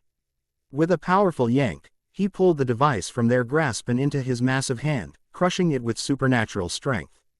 The distraction cost him. Malvar's manifestation lashed out, the impossible appendage striking Ben with force that transcended physical limitation. Even Humungosaur's durability enhanced by the spirit's power proved insufficient against touch from a being that existed partially outside conventional reality. Pain beyond description coursed through Ben as the contact disrupted the very molecules of his transformed body. He crashed against the far wall, the transformation flickering as the Omnitrix struggled to maintain coherence against dimensional interference. Through blurred vision, he saw Elena complete her interface, her nanite form pulsing with energy siphoned directly from the convergence systems. Raven and Kai had established a perimeter around her, defending against collective operate Ives with increasingly desperate measures. Feedback loop initiated, Elena announced, her voice distorted by nanite transformation. Dimensional aperture collapsing. The gateway began to contract, energy spiraling inward as Elena's programming reversed the convergence process. Malvar's manifested appendage thrashed violently, destroying equipment and support structures as it fought against banishment back to its prison dimension. The collective leader, seeing their plan unraveling, activated a device on their wrist. Contingency protocol activated. Prepare for dimensional shift. Reality arrow. The remaining collective operatives began to warp and fade, not a conventional teleportation but a transition between dimensional planes. They were escaping not through space but between realities. They're retreating to a pocket dimension. Raven called, attempting to trace the energy signature of their departure. Ben struggled to his feet, the transformation stabilizing as Malvar's influence receded with the closing gateway. With determined focus, he reverted to human form, then immediately selected a new transformation. Jetray. The amphibian form manifested with the now familiar soup. Natural modifications. Skeletal patterns burning across the red skin, chains coiled around limbs, and eyes blazing with vengeance fire. Using the form's natural speed and maneuverability, Ben launched himself toward the fading figures of the collective operatives. Ben, wait, Kai called, but he had already committed. As the dimensional shift completed around the collective members, Ben plunged in to the fluctuating reality barrier after them. For a moment that stretched into subjective eternity, he experienced the sensation of passing between dimensions, not simply teleporting through space but transitioning between layers of existence. Then reality reasserted itself, though not the reality he had left behind.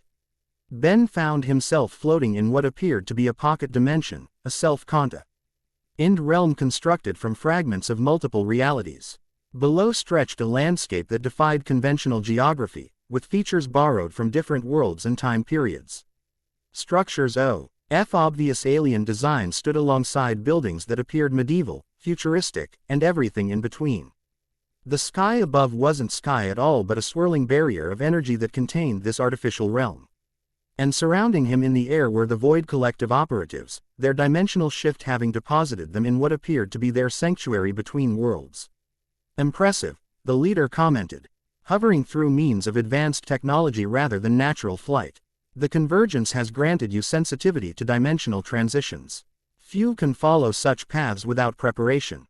This ends now, Ben declared, neuroshock beams forming at his eyes, Jetray's natural ability enhanced by the penance stare. Whatever you're planning for Malvar stops here. The leader signaled to their subordinates, who dispersed with practiced efficiency.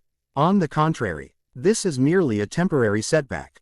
The prototype gateway performed exactly as expected, and we've gathered critical data on dimensional resonance patterns.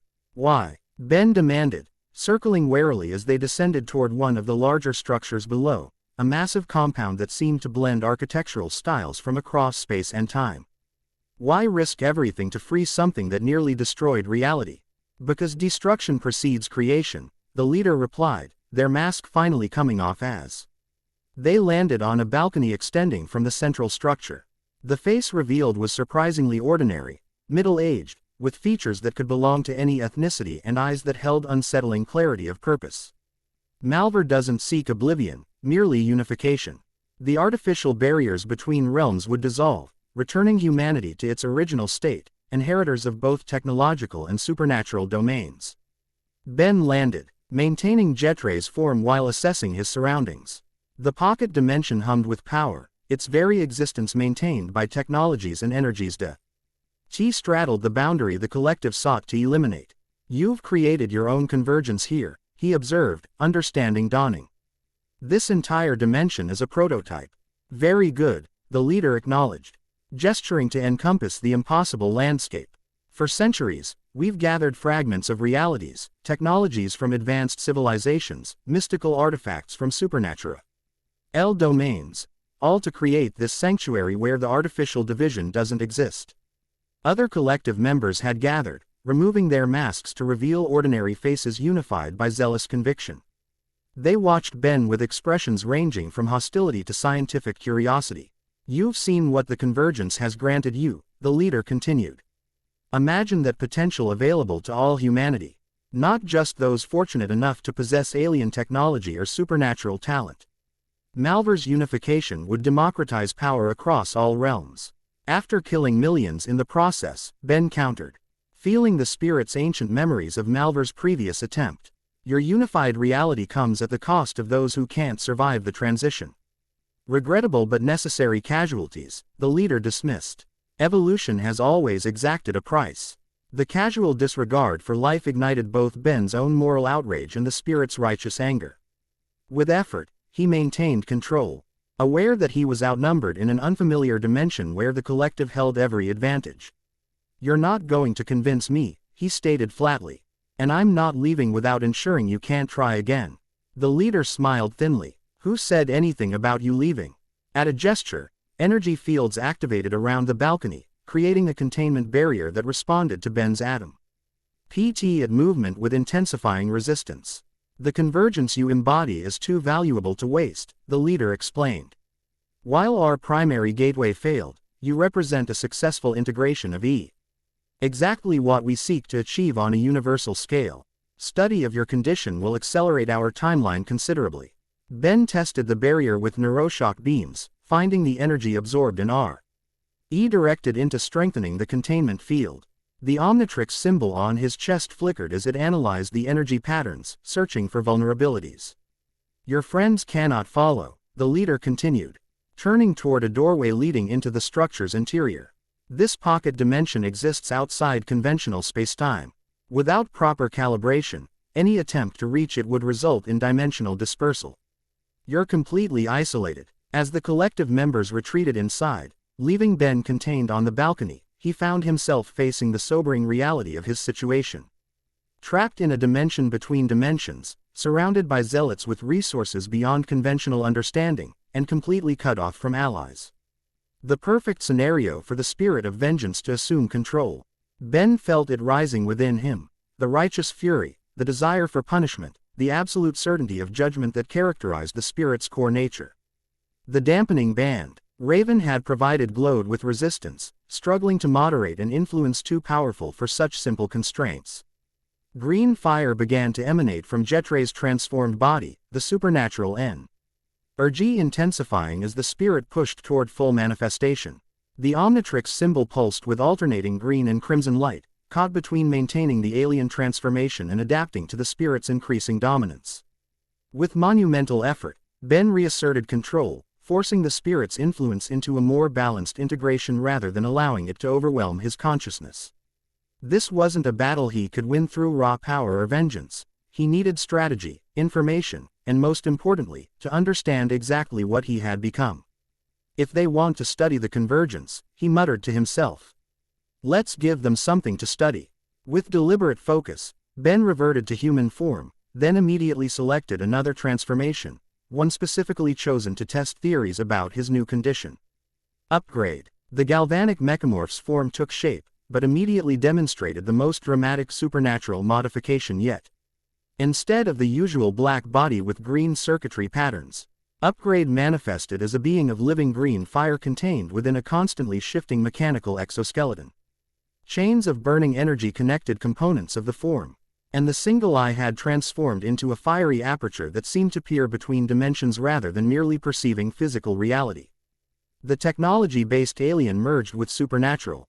Fire created something unprecedented, a being capable of interfacing not just with technology, but with the fundamental structures of reality itself. Ben extended his transformed consciousness into the containment barrier.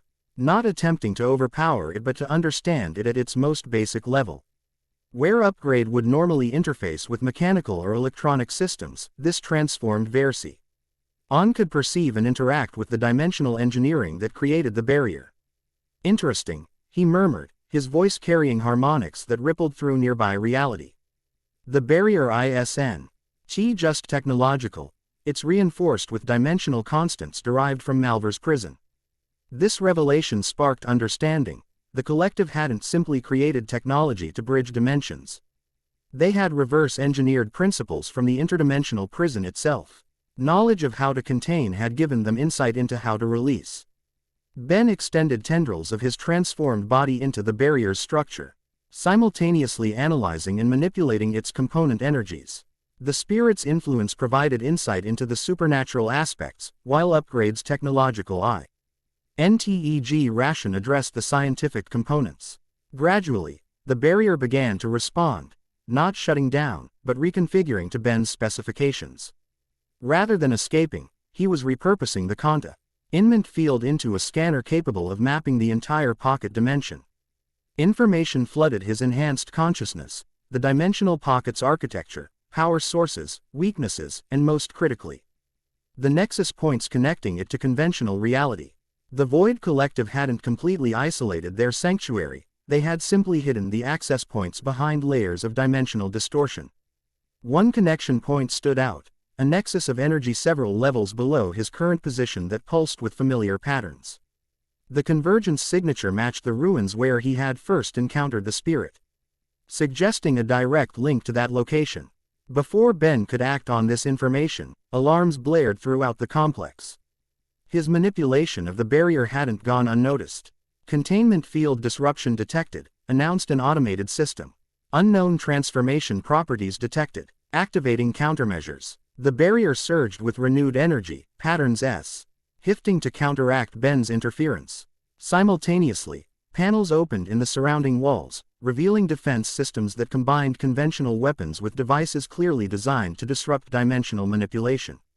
Ben responded by completing his reprogramming of the barrier, converting its containment function into a propulsion mechanism. With a surge of directed energy, the field collapsed inward then exploded outward, launching him from the balcony while temporarily disrupting the defense systems. Maintaining Upgrade's transformed state, Ben flowed through the air toward the structure housing the dimensional nexus point. His liquid metal form, enhanced by supernatural fire, allowed him to slip through defensive grids and security barriers with unprecedented efficiency. Collective operatives mobilized to intercept him, but Ben's enhanced form proved difficult to target. Where physical attacks connected, they passed through his semi-substantial body with minimal effect. Energy weapons fared better, disrupting his cohesion temporarily but failing to halt his advance. Delving deeper into the complex, Ben encountered increasingly sophisticated security measures, evidenced as he approached something vital to the collective's operations. Automated defense systems gave way to specialized containment protocols clearly designed for interdimensional entities. Finally, he shed a massive circular chamber at the facility's heart. The space hummed with energy focused around a central apparatus that bore striking resemblance to the gateway they had disrupted in the Nevada facility, but more advanced, more stable, and clearly operational at a reduced capacity. A permanent connection, Ben realized, examining the gateway's structure with Upgrade's enhanced perception. Have already established a stable link to Malvar's prison dimension. The Nevada facility was attempting to widen an existing breach. Before he could move to disrupt the connection, a surge of energy swept through the chamber. The gateway activated, dimensional barriers thinning as something began to emerge, not Malvar himself, but a projection of immense power. The manifestation took humanoid form but radiated wrongness that transcended physical appearance. Reality itself seemed to bend around this partial intrusion, colors shifting into spectrums beyond normal perception, sound distorting NTO harmonics that vibrated through multiple dimensions simultaneously. The vessel approaches, the manifestation spoke, its voice bypassing physical sound to resonate directly in Ben's consciousness. The convergence progresses. The leader of the collective entered the chamber, approaching the manifestation with reverent steps. Great Unifier, we have captured the prototype as promised. The Successful integration of technological and supernatural domains in a single vessel. The manifestation's attention shifted to Ben, its focus bringing uncomfortable pressure against his transformed consciousness. Interesting. The spirit of vengeance bound to alien machinery. My ancient jailer now serves as the key to my liberation. Ben felt the spirit recoil within him, ancient enmity flaring again. Saint this fragment of its most significant adversary. The reaction nearly overwhelmed Upgrade's form, green fire intensifying until his mechanical components glowed with supernatural heat. You're still imprisoned, Ben managed, fighting for balance between his own consciousness, the spirit's rage, and Upgrade's analytical processes. This is just a projection.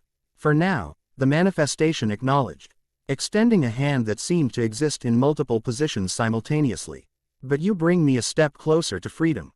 The convergence you embody, technology and supernatural power unified, creates a resonance pattern that weakens my prison walls. Horror dawned as Ben understood the collective's true purpose in creating his condition.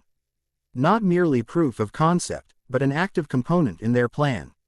His very existence as a merged being created sympathetic vibrations that destabilized Malvar's interdimensional confinement.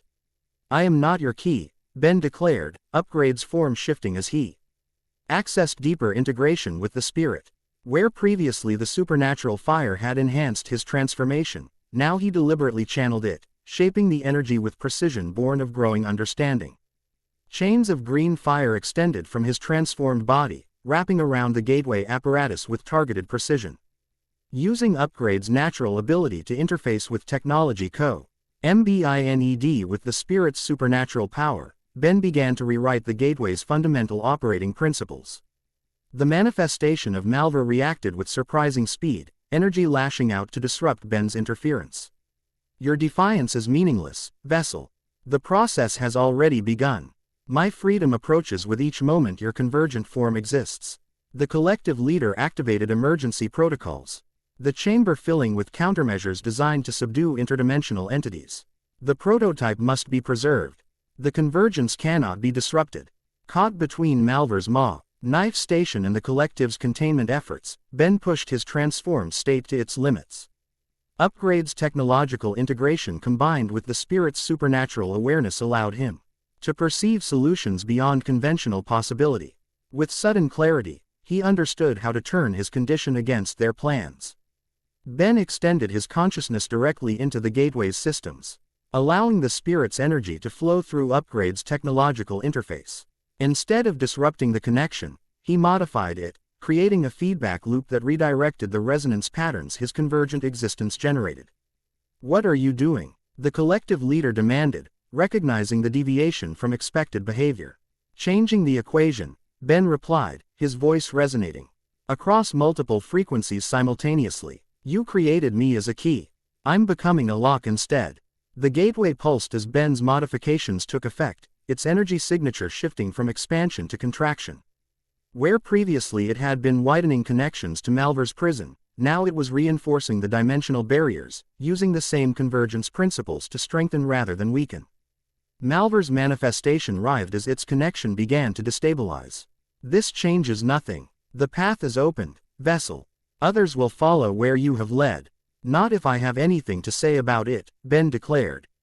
Completing the feedback loop, the gateway flared with blinding energy as Ben's modifications reached critical implementation. Malvar's manifestation fractured, its component energies drawn back through the rapidly closing dimensional aperture. The collective leader lunged for the controls, attempting to override Ben's changes, but the process had become self-sustaining. With a final surge of power, the gateway collapsed in upon itself, not destroying the connection, but fundamentally altering its properties. Where once it had served as a potential path for Malvar's escape, it now functioned as a monitoring system, reinforcing the prison's integrity rather than undermining it. The chamber plunged into darkness as primary systems failed, emergency lighting activating to reveal the aftermath. The gateway structure remained physically intact but energetically transformed, its purpose completely reversed. Ben maintained Upgrade's form, interface tendrils still connect Ted to key systems as he consolidated his changes. The collective leader approached cautiously, rage and scientific curiosity warring in their expression. What have you done? Exactly what you did to me, Ben answered. Upgrades single-eye focusing on them with supernatural intensity. Created a convergence with unexpected consequences. Your gateway now strengthens Malvar's prison using the same principles you developed to weaken it. Quote, alarms blared throughout the facility as secondary systems registered the fundamental change in dimensional energies. The pocket dimension itself had begun to destabilize. Its connection to Malvar's prison, the original anchor for its creation, now functioning inversely. You've doomed us all, the leader realized, activating emergency evacuation protocols. Quote, this dimension cannot sustain itself without the gateway's original configuration. That sounds like a you problem, Ben replied, disconnecting from the transformed gateway and turning his attention to escape. The pocket dimension's destabilization presented both danger and opportunity. As reality barriers thinned, conventional dimensional travel became temporarily possible. Ben reverted to human form. The transition smoother than ever as the Omnitrix adapted to his evolving condition. The ember glow beneath his skin had intensified to steady illumination, evidence of the spirit's increasing integration with his consciousness. Time to leave, he muttered, activating the Omnitrix again and selecting a form suited for dimensional transition. Clockwork. The transformation manifested within. Familiar supernatural modifications. The mechanical chronosapian body burning with green fire between metal components, chains connecting moving parts, and the key-like protrusion on his head flaming with temporal energy. Where clockwork normally manipulated time, this transformed version could perceive and navigate the space between dimensions. Ben focused his enhanced senses on the weakening barriers between realities, searching for the specific frequency that would return him to Earth. Around him, the pocket dimension continued to destabilize, buildings crumbling as their component realities began to separate. The artificial sky fracturing into glimpses of multiple dimensions. The Void Collective had initiated emergency protocols, operatives evacuating through various technological means. Their leader cast a final glance at Ben before activating a personal dimensional shift device, their form wavering as they transitioned elsewhere. This isn't over, Tennyson, their voice lingered as they disappeared. The convergence cannot be undone. Ben focused on the dimensional frequency that resonated with Earth, specifically with the energy signature of his friends. With Clockwork's temporal abilities enhanced by the spirit's dimensional awareness, he generated a portal that cut directly through the collapsing reality barriers. Without hesitation, he stepped through, experiencing momentary sensation of existing across multiple planes simultaneously before reality solidified around him. He emerged in the Nevada facility, specifically the chamber where he had pursued the collective through their dimensional shift. Ben. Kai's voice registered first, her relief palpable as she lowered a device that appeared to be attempting to track dimensional signatures. Elena, Raven, and Kai surrounded him, their expressions shifting from concern to relief as he reverted from clockwork to human form. The Nevada facility had suffered significant damage from the earlier confrontation. Emergency containment systems had prevented complete structural collapse. You followed them through a dimensional shift, Raven stated, impressed despite her typically reserved demeanor. Without preparation or guidance, the spirit has experience with interdimensional travel, Ben explained, steadying himself against sudden exhaustion. The complex transformations and energy manipulation had taken their toll despite his enhanced condition. And apparently it really doesn't like Malvar. What happened? Elena asked, nanites extending from her fingers to interface with Ben's Omnitrix. Collecting data on his dimensional transition. Ben explained quickly, the pocket dimension, the permanent gateway, Malvar's manifestation, and his repurposing of their technology against them. As he spoke, the facility trembled with aftershocks from dimensional disturbances, evidence that the collective's pocket realm was indeed collapsing. You reversed their gateway's function, Elena summarized, analyzing the data her nanites had collected. Ingenious, if dangerously improvisational. The feedback loop you created should theoretically strengthen Malvar's prison using the same convergence principles they developed to weaken it. But it won't stop them permanently, Kai pointed out, pragmatic as always. They've been working toward this for centuries. They'll find another approach. They still believe I'm somehow the key, Ben added, unconsciously rubbing the Omnitrix. That my existence as a convergent being somehow facilitates Malvar's escape. Raven's expression darkened, There may be truth to that. Interdimensional prisons operate on principles of isolation, maintaining separation between different energy types and reality systems. A being that successfully bridges those systems could theoretically undermine such principles. So I'm a walking dimensional skeleton key? Ben asked, dismayed by the implications. Not necessarily, Elena countered, completing her analysis. Your transformation of their gateway demonstrates the opposite potential. The convergence you embody can reinforce dimensional integrity as easily as undermine it, depending on application. As they gathered equipment and prepared to evacuate the increasingly unstable facility, an unexpected energy surge caught their attention. From the damaged convergence apparatus emerged a swirling vortex of power, not a dimensional gateway but something else. Dimensional echo, Raven identified, mystic shields forming around their group.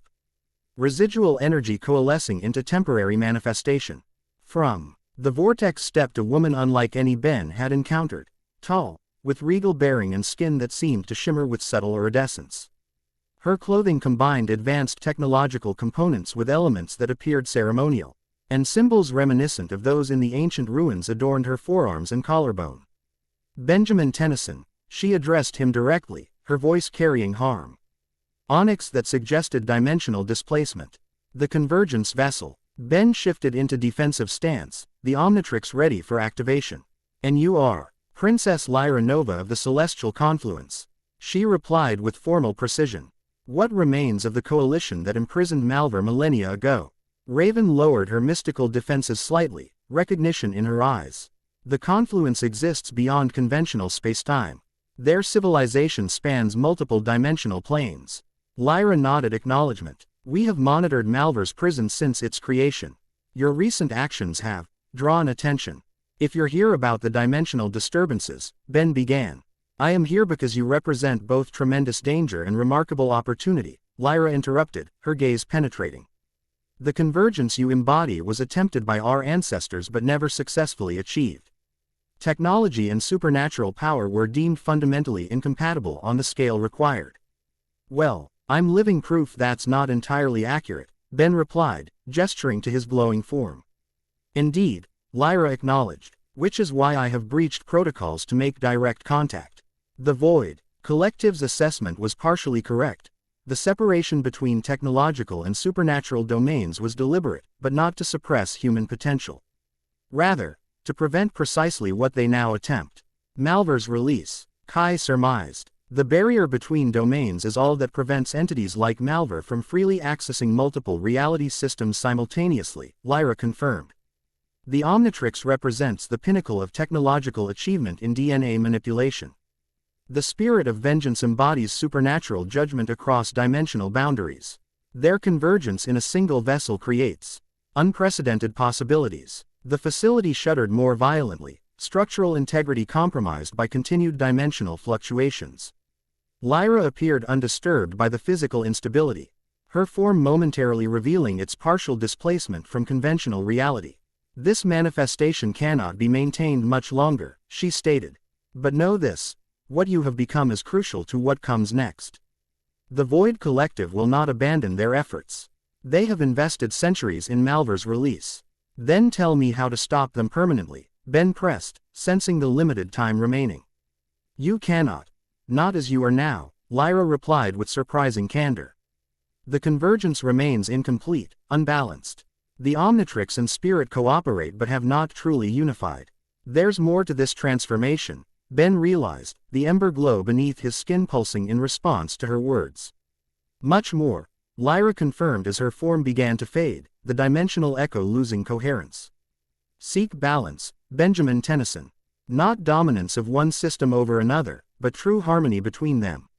When technology and supernatural power achieve perfect equilibrium within you, the means to permanently address Malvar will become clear. Wait, Ben called as her manifestation wavered.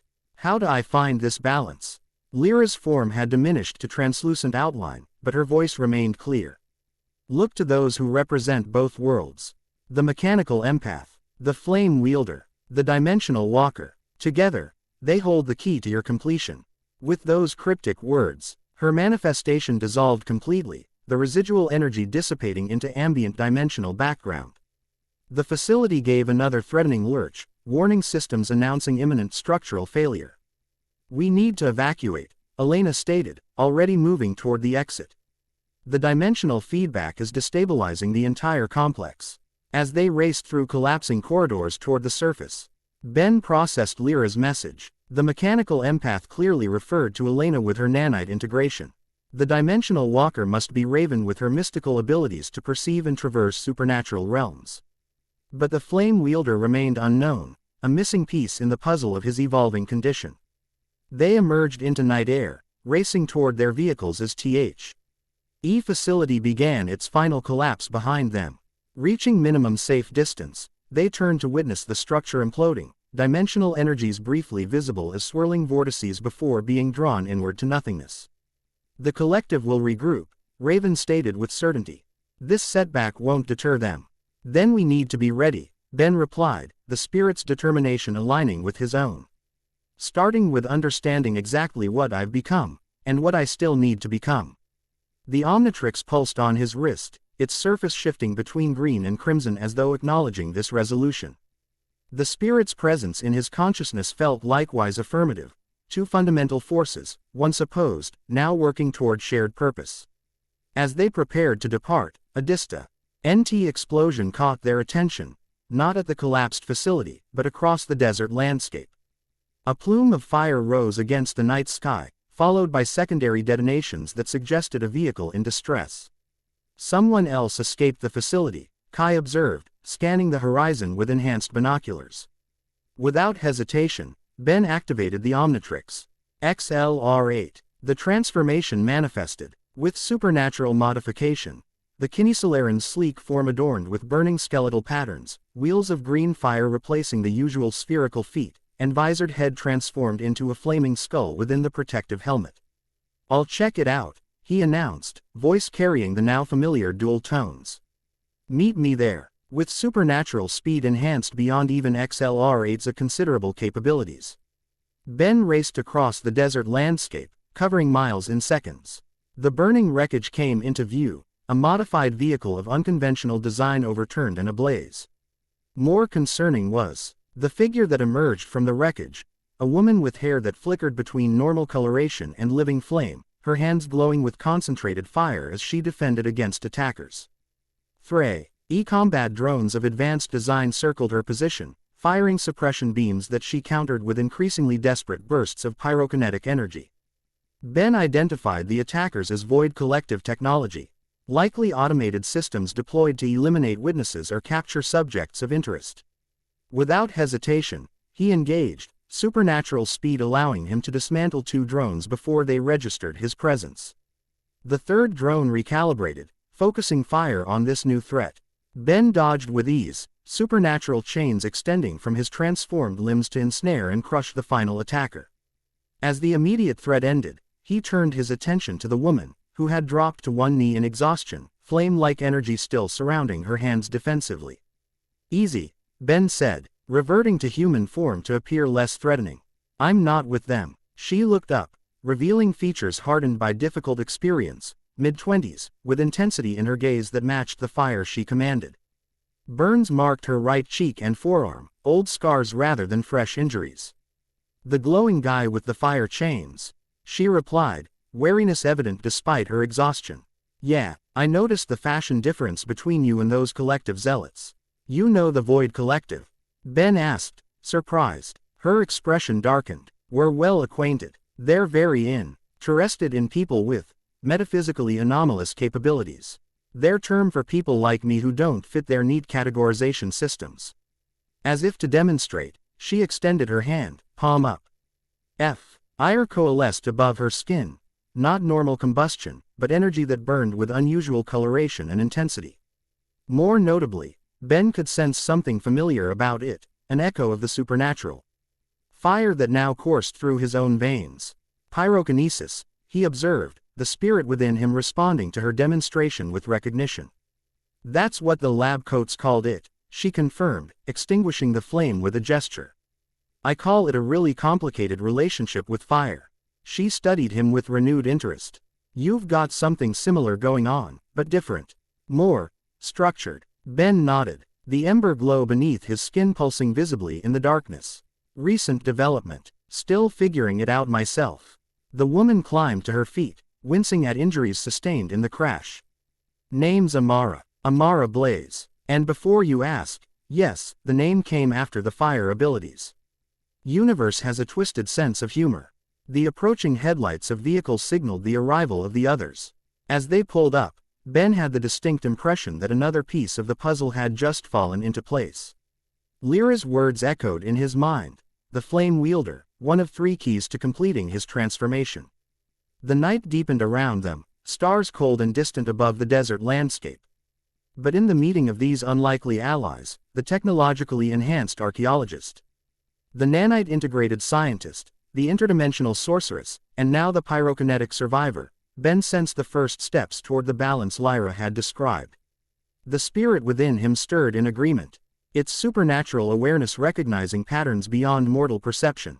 Whatever the Void Collective planned next, whatever Malvar schemed from his interdimensional prison, the path forward had become clearer.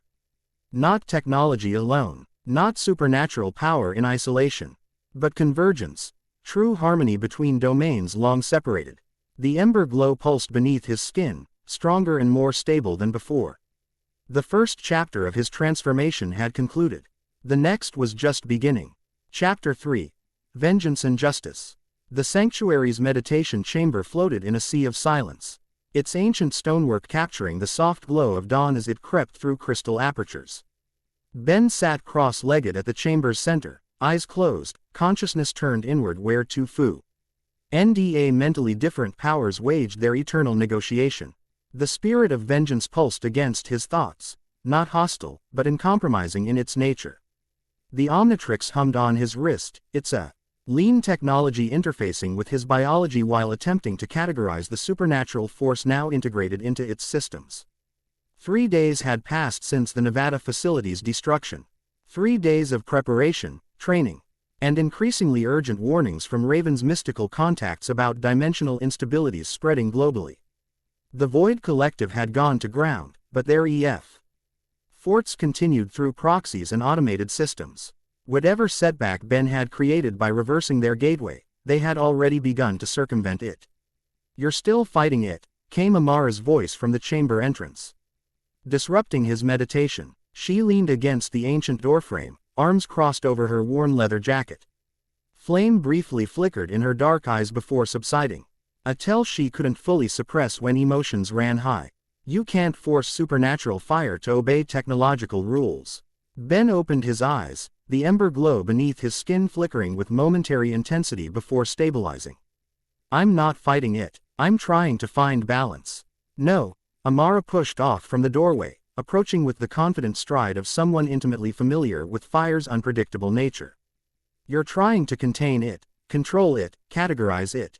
Fire doesn't work that way, supernatural or otherwise." In the 3 days since rescuing her from the Collective's drones, Amara had proven herself both valuable ally and frustrating critic. Her understanding of pyrokinetic energy provided insights into the spirit's fire-based manifestations, but her approach to power, intuitive, emotional, almost primal, contrasted sharply with Ben's more disciplined methodology.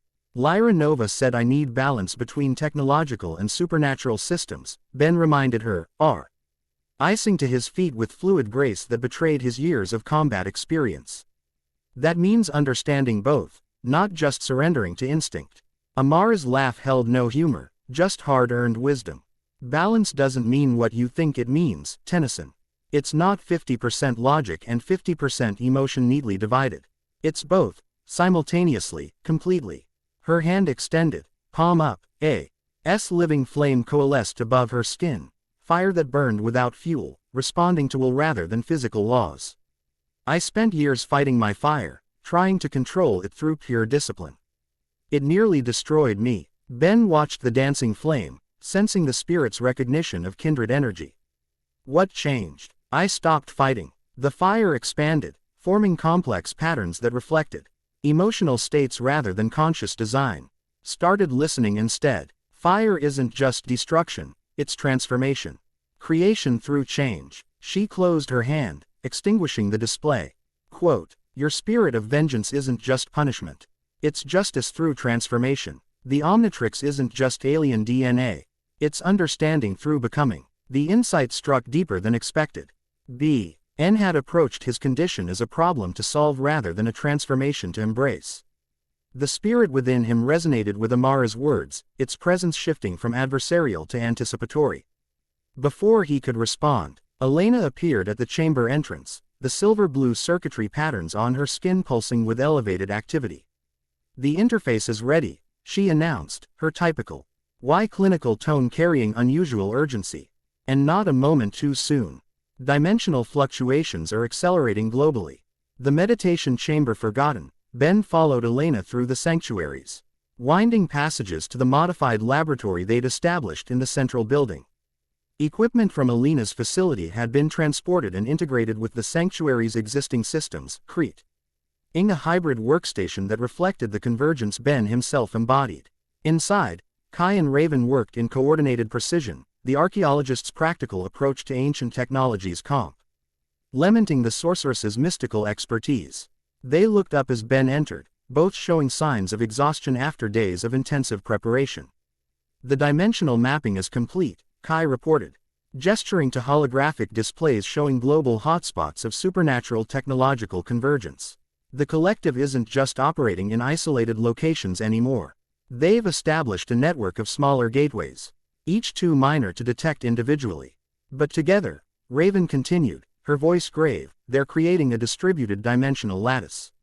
Instead of punching through reality at a single point, they're weakening the entire barrier between dimensions, Ben concluded, the implications immediately clear. Making Malvar's prison permeable across a wider area. Elena nodded, directing him toward a central platform surrounded by equipment that merged technological and mystical components. "Which is why we need to complete your transformation." According to Lyra Nova, a fully realized convergence could reinforce dimensional boundaries rather than weaken them. At the platform's center rested a device unlike anything Ben had seen before, a circular apparatus that appeared simultaneously technological and supernatural in origin. Crystal components housed circuitry that pulsed with energy, while symbols etched into metallic surfaces glowed with power that defied conventional classification. "The harmonization interface," Elena explained, monitoring readings as systems powered up. "It's designed to facilitate complete integration between the Omnitrix and the spirit of vengeance by creating a controlled feedback loop between technological and supernatural energies." "In theory," Amara added skeptically from the doorway, "it will help you achieve the balance Lyra talked about. If it doesn't tear you apart at the molecular level first." "Your confidence is inspiring," Ben remarked dryly, studying the apparatus with both natural caution and the spirit's supernatural awareness. The device resonated on frequencies beyond normal perception, a humming that existed between dimensions rather than in physical space. "The interface combines elements from all our specialties," Kai explained, indicating components contributed by each ally. Elena's nanite integration technology provides the adaptive framework. Raven's mystical wards establish dimensional stability. Aura's pyrokinetic resonators amplify the spirit's energy without allowing it to overwhelm the system. "And your contribution?" Ben asked, noting her particular pride in the design. Kai smiled, the expression softening her typically serious demeanor. "Historical accuracy. The symbols and configurations are derived from the original prison that contains Malvar, the same principles that successfully integrated technological and supernatural forces millennia ago. The collective spent centuries attempting to reverse engineer those principles," Raven added. "We've compressed that timeline considerably thanks to our unique collaboration." Ben approached the platform, feeling the Omnitrix respond to the interface's proximity. The device on his wrist pulsed between green and crimson more rapidly, while the ember glow beneath his skin intensified to visible radiance. "What exactly will this do to me?" he asked, instinctive caution warring with recognition of necessity. Elena's expression remained clinically neutral, but concern flickered beneath her professional demeanor. "Based on our analysis, it should catalyze complete integration between the Omnitrix and the spirit, creating a true convergence rather than the current parallel existence. The resulting transformation will theoretically grant you access to abilities beyond what either system could manifest individually." "Theoretically," Amara emphasized from her position by the door, arms crossed defensively. Let's not sugarcoat the risks, shall we? This could just as easily burn out your consciousness and leave a mindless Vengeance entity with access to universe-altering alien technology. Always the optimist, Ben commented, though he appreciated her blunt assessment. False reassurance helped no one in situations this precarious. Kai stepped forward, placing a hand on his arm, the contact grounding, steady. We've built every safeguard possible into the system. The interface is designed to terminate if integration exceeds safety thresholds. And I'll be monitoring the supernatural aspects directly, Raven added, mystic energy already gathering around her hands in preparation. At the first sign of imbalance toward either extreme, I can establish containment. Decision crystallized. The global situation deteriorated hourly, dimensional breaches expanding as the collective's distributed gateway system progressed. Theoretical risks paled against certain catastrophe if Malvar escaped confinement. Let's do this, Ben said, stepping onto the platform. Before our friends in the collective finish their dimensional lattice. The four women moved to positions around the platform, each monitoring aspects of the interface corresponding to their expertise.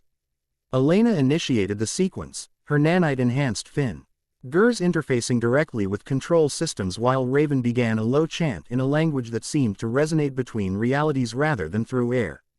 Energy built around the platform, not as violent manifestation, but as gradual intensification of potential.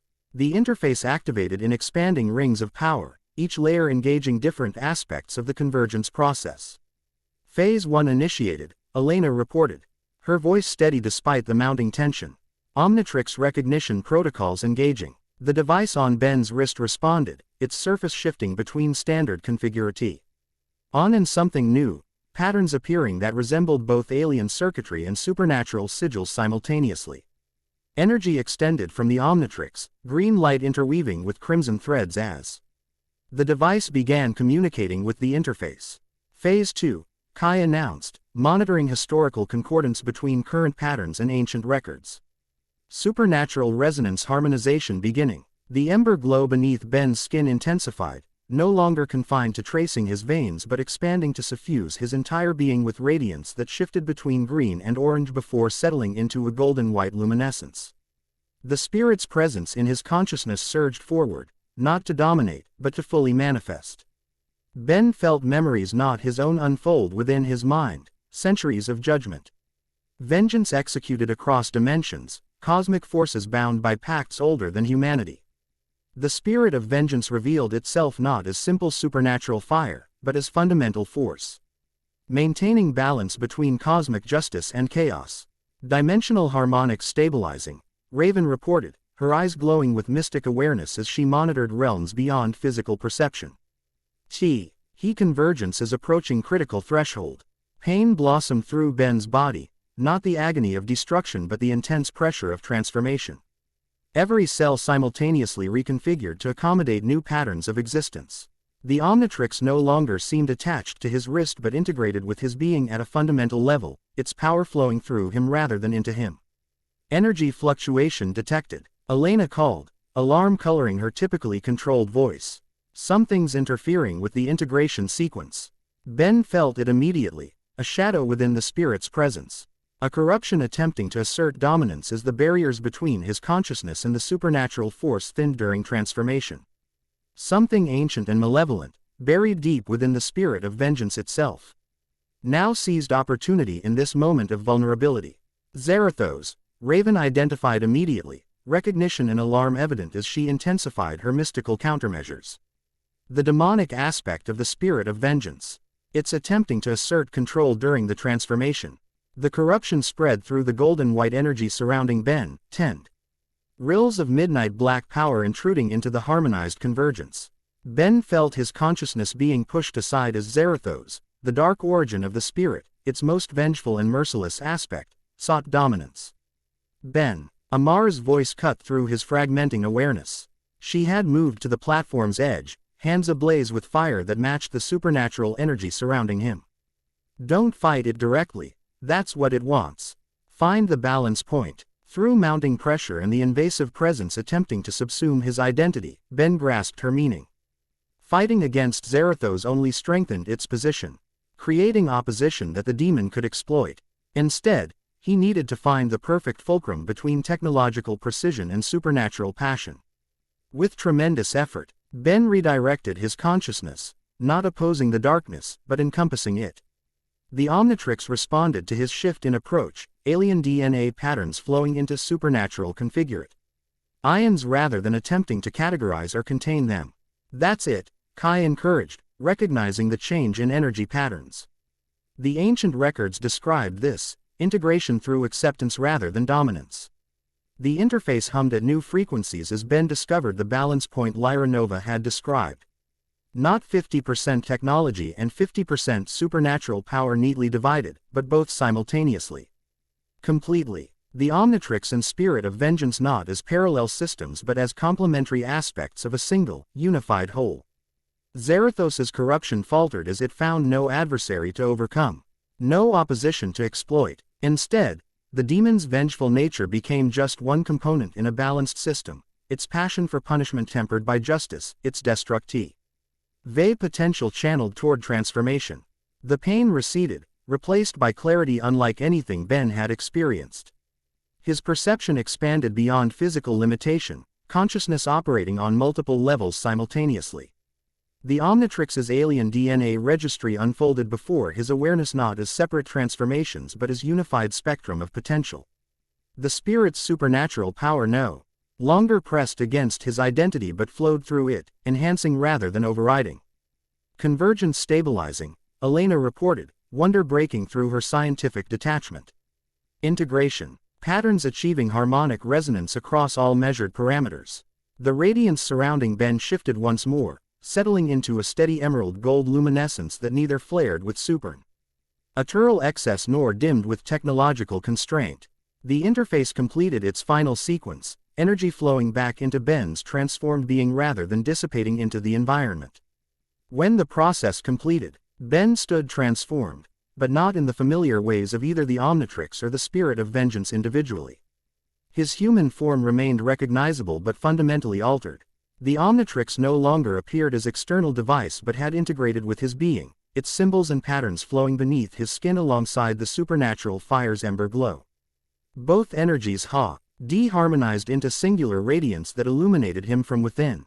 Did it work? He asked, his voice carrying new resonance. Neither the dual tones of partial possession nor purely human speech, something that existed at the intersection of multiple forms of existence. The four women stared in varying degrees of amazement. Raven recovered first, her mystical senses providing clearest insight into his transformation. The convergence is complete, she confirmed, studying him with professional assessment that couldn't quite mask her awe. You've achieved what Lyra Nova described, perfect equilibrium between technological and supernatural domains.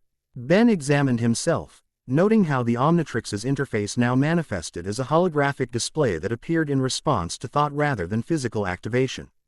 His supernatural awareness extended far beyond previous limitations, perceiving multiple dimensions simultaneously without overwhelming his consciousness.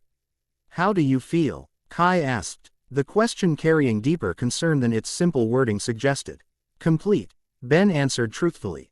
For the first time since the initial transformation, there's no conflict, no struggle for control. The Omnitrix and the Spirit exist as aspects of a unified whole rather than competing influences. Elena approached, nanite sensors extending from her fingertips to analyze his condition without physical contact. The energy signatures are perfectly harmonized. Neither system dominates the other, but both operate at significantly enhanced efficiency through mutual amplification. Great, Amara interjected, pragmatic despite her evident relief. So now that you're the perfect supernatural technological hybrid, how about we address the interdimensional demon trying to break through reality before celebration? As if summoned by her words, alarms blared throughout the sanctuary. Raven's mystical wards flared with warning as dimensional disturbances registered on multiple detection systems simultaneously. Global dimensional lattice activation detected, Elena reported, interfacing directly with monitoring systems. The Void Collective has initiated their final sequence. Holographic displays throughout the laboratory updated with real-time information, showing coordinated dimensional breaches at strategic locations worldwide. What had been isolated anomalies now connected into coherent pattern. a network of weaknesses in reality's fabric that collectively created a massive dimensional aperture. They've learned from their previous failure, Raven observed, studying the pattern recognition algorithms. Instead of a single point of failure, they've distributed the gateway across multiple locations. We can't possibly disable them all simultaneously. Ben studied the global display, his enhanced perception recognizing patterns beyond conventional analysis. We don't need to disable all of them, he determined, understanding crystallizing. The lattice connects to a central nexus point, the keystone holding the entire network together. His finger indicated a location in the South Pacific, a remote island showing the highest concentration of convergent energy. Unlike the other sites, this location pulsed with familiar signature. That's the original convergence site, Kai realized, accessing historical databases that confirmed her suspicion. The ISL, and contains ruins dating back to when Malvar was first imprisoned, part of the original containment system. They're using the prison's own structure as the foundation for their release mechanism, Elena concluded. Analysis confirming Ben's intuition, elegant but dangerously unstable. If the original containment architecture fully inverts, Malvar doesn't just escape, Raven finished grimly. The prison collapses catastrophically, potentially taking significant portions of surrounding dimensions with it. Ben's decision formed instantly, clarity of purpose emerging from his newly harmonized existence. Then we target the nexus point directly. Disrupt the keystone, and the entire lattice should collapse. The collective will have concentrated their forces at this location, Kai warned. Tactical assessment reflecting her years of field experience. Everything they have will protect this site. Good, Ben replied, the spirit's determination harmonizing with his own resolve. That means we know exactly where to find them. Within the hour, they had mobilized. The sanctuary's resources provided transportation, a vehicle that appeared outwardly as conventional aircraft but incorporate technologies and enchantments that defied standard classification. As they prepared for departure, Ben found himself briefly alone with Kai in the equipment preparation area. You've changed, she observed, securing archaeological scanning equipment alongside more practical weapons. Not just physically. Ben nodded, understanding the deeper meaning behind her words. The convergence changed my perception. I see connections I missed before, patterns between seemingly unrelated aspects of existence. His gaze met hers with newfound clarity, including between people. Kai's methodical movements paused, her expression revealing momentary vulnerability beneath her professional exterior. And what do you see now? That some connections persist despite time and distance, he replied honestly. That what I felt for you years ago never truly faded, just evolved. The admission hung between them, neither fully comfortable with such direct acknowledgement of what had remained unspoken through their recent collaboration. Kai's response, when it came, carried the straightforward honesty he'd always respected. I wasn't ready then, she said simply. For someone who lived between worlds the way you do. My academic ambitions demanded certainty, classification, boundaries. A slight smile touched her lips. Ironic that I ended up specializing in exactly where those boundaries blur. And now, Ben asked, the question encompassing far more than their immediate situation. Kai stepped closer, her hand resting against his chest where supernatural fire and alien technology now harmonized beneath his skin. Now I understand that the most important discoveries happen at intersections, not in neatly defined categories. Her dark eyes held his with unflinching directness. When this is over, I want to explore those intersections properly. If you're willing. The moment crystallized between them, acknowledgement of potential rather than premature promises. Ben covered her hand with his own. The connection carrying significance beyond the simple contact. I'd like that, he replied, sincerity replacing his habitual deflective humor. Their conversation ended as Elena entered, final EQ. Equipment preparations demanding immediate attention. The moment passed, but the understanding remained, foundation for whatever might follow once immediate threats had been addressed. The South Pacific, spread beneath them in endless blue expanse, occasional islands emerging like green jewels amid cerulean vastness. Their destination appeared on the horizon, seemingly ordinary atoll at first glance, Ben's enhanced perception immediately detected the dimensional anomalies surrounding it. The entire island exists partially out of phase with conventional reality, he observed, supernatural aware. Ness perceiving layers normal human senses couldn't detect. It's anchored at the intersection of multiple dimensional boundaries. Perfect location for a prison spanning realities, Raven confirmed. Her mystical senses similarly attuned to the dimensional discrepancies.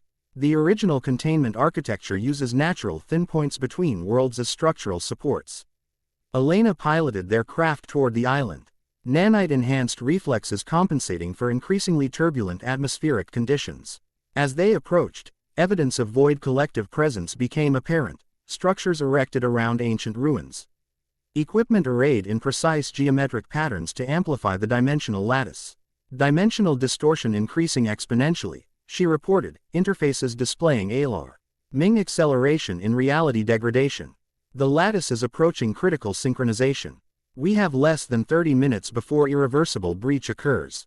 Ben studied the island configuration through enhanced perception, identifying key components in the collective's operation. 3 primary amplification arrays surrounding the central ruins. They're channeling energy from the global TTICE into the original containment structure, inverting its function. We'll need to disable all 3 simultaneously, Kai determined, tactical assessment reflecting her practical nature. Sequenti. AL disruption would allow them to compensate and reroute power. Which means we need to split up, Amara concluded, flame flickering briefly around her fingers as she prepared for confrontation. 4 targets, 5 of us. I'll take the central ruins, Ben decided immediately. That's where the collective leadership will be, and where dimensional bleeding will be strongest. I'll handle the northern array, Elena volunteered.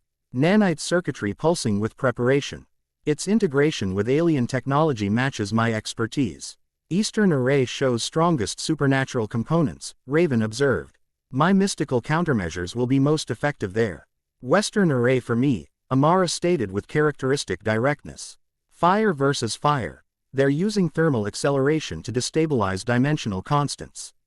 Which leaves me coordinating from above, Kai concluded, already accessing the craft's advanced sensor systems. I'll maintain communication between teams and monitor the lattice's response to our intervention. As Elena guided their craft into position above the island, concealment systems engaging to minimize detection, Ben faced his teammates, allies who had Biko. Me something more through shared purpose and mutual respect. The collective will throw everything they have at us, he warned unnecessarily. And if Malvar's influence bleeds through during the disruption, expect reality distortions beyond conventional threat parameters. In other words, Amara translated with sardonic smile, weird, dangerous stuff will try to kill us. Just another Tuesday. Synchronized countdown to simultaneous disruption, Elena instructed, establishing communication protocols through integrated systems. Mark 0 at exactly 27 minutes from my mark. 3, 2, 1, mark. They deployed with precision born of urgent necessity. Elena, Raven, and Amara descended to their designated targets via specialized transport methods matching their unique capabilities. While Ben prepared for direct approach to the central ruins. Be careful, Kai told him simply, confidence in his abilities evident despite her concern. Ben nodded, understanding flowing Betwe. End them without need for elaborate expression. Then, with clarity of purpose only possible through his completed convergence, he activated his transformation. Ghost Rider XLR8. The transformation man. I fested with newfound harmony, kinesolaran form emerging with supernatural modifications perfectly integrated rather than overlaid. Skeletal patterns of green fire flowed through blue skin, wheels of Supernatural flame replaced conventional spheres, and the visored head contained burning skull that enhanced perception rather than limiting it. With speed beyond conventional measurement, Ben descended toward the island's center where ancient ruins had been transformed into technological supernatural hybrid more advanced than anything previously encountered.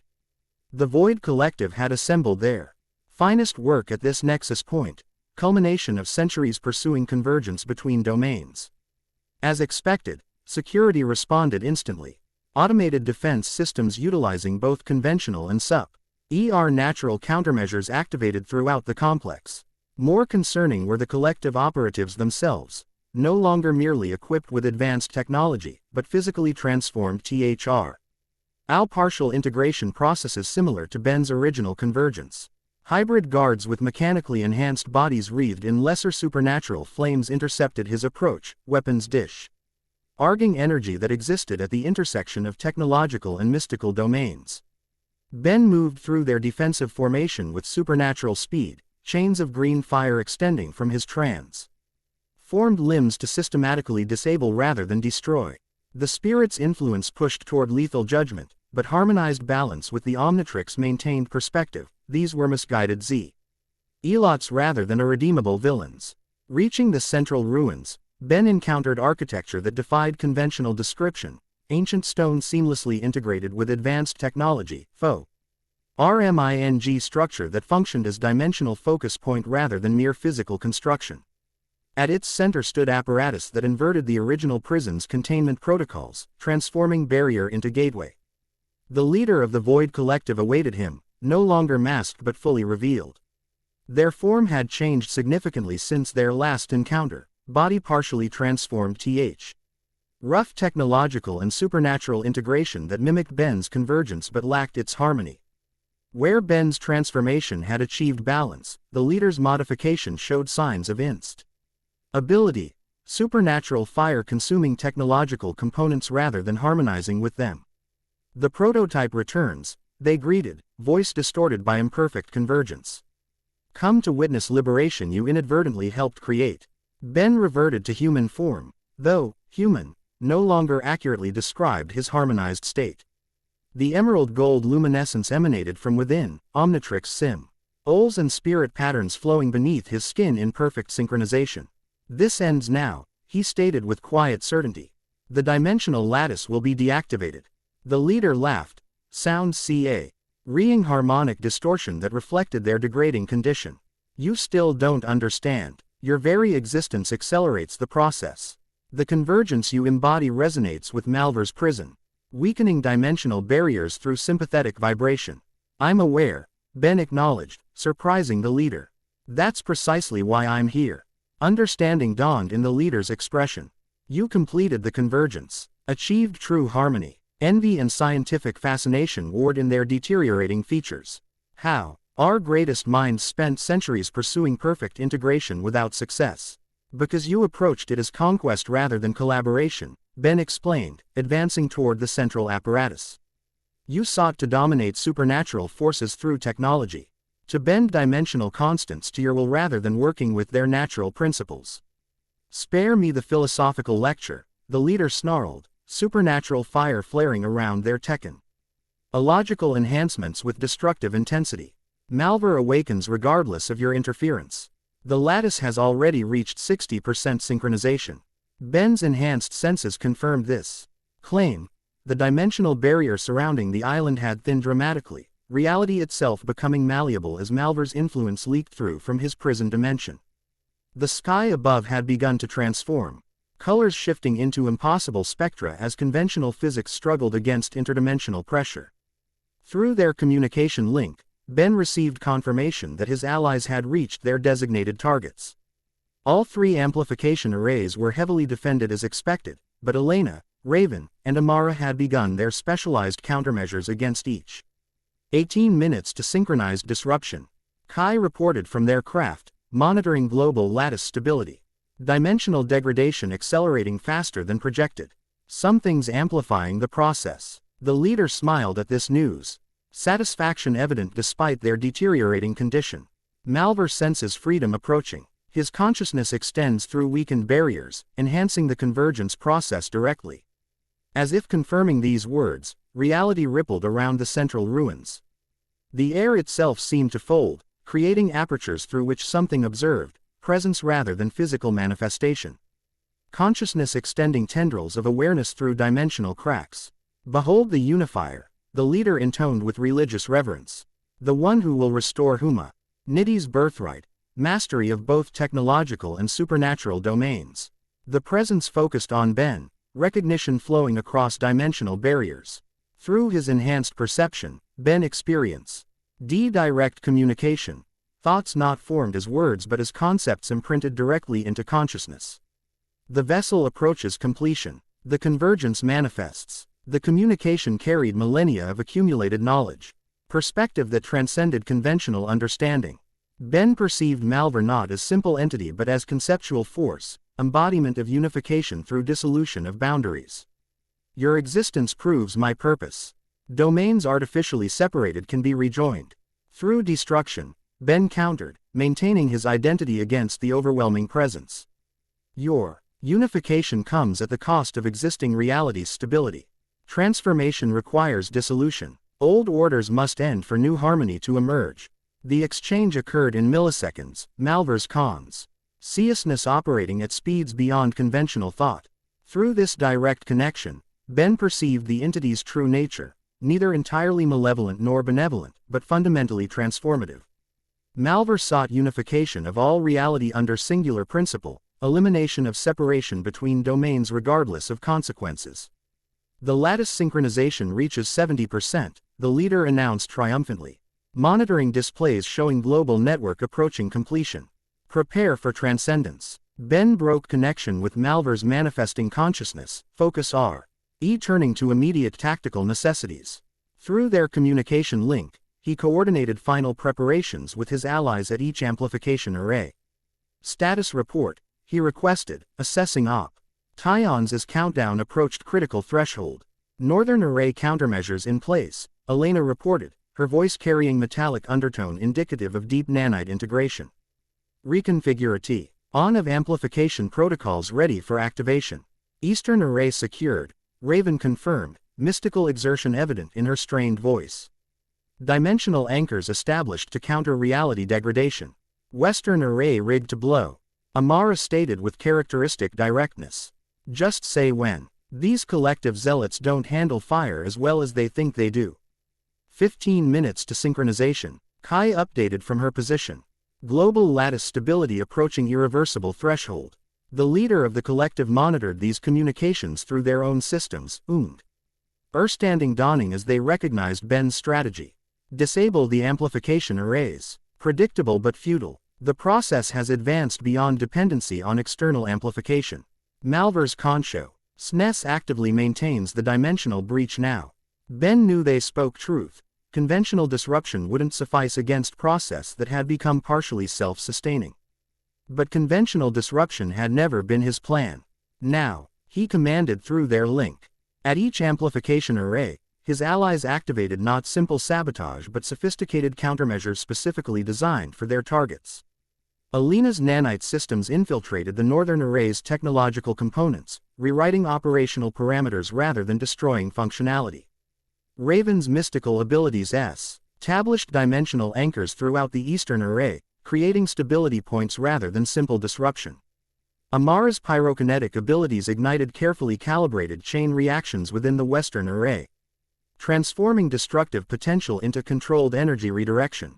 Most critically, these countermeasures activated in perfect synchronization, not to destroy the lattice, but to reconfigure it. What have you done? The leader demanded, displays showing dramatic shift in energy patterns throughout the global network. Exactly what you did, Ben answered, advancing toward the central apparatus. Created convergence with unexpected consequences. Understanding dawned in the leader's expression as monitoring systems revealed the transformed lattice's new configuration. You're not destroying the gateway. You're reversing it, just like you did at the Nevada facility. On global scale, Ben confirmed, reaching the central controls. With significantly more sophisticated methodology.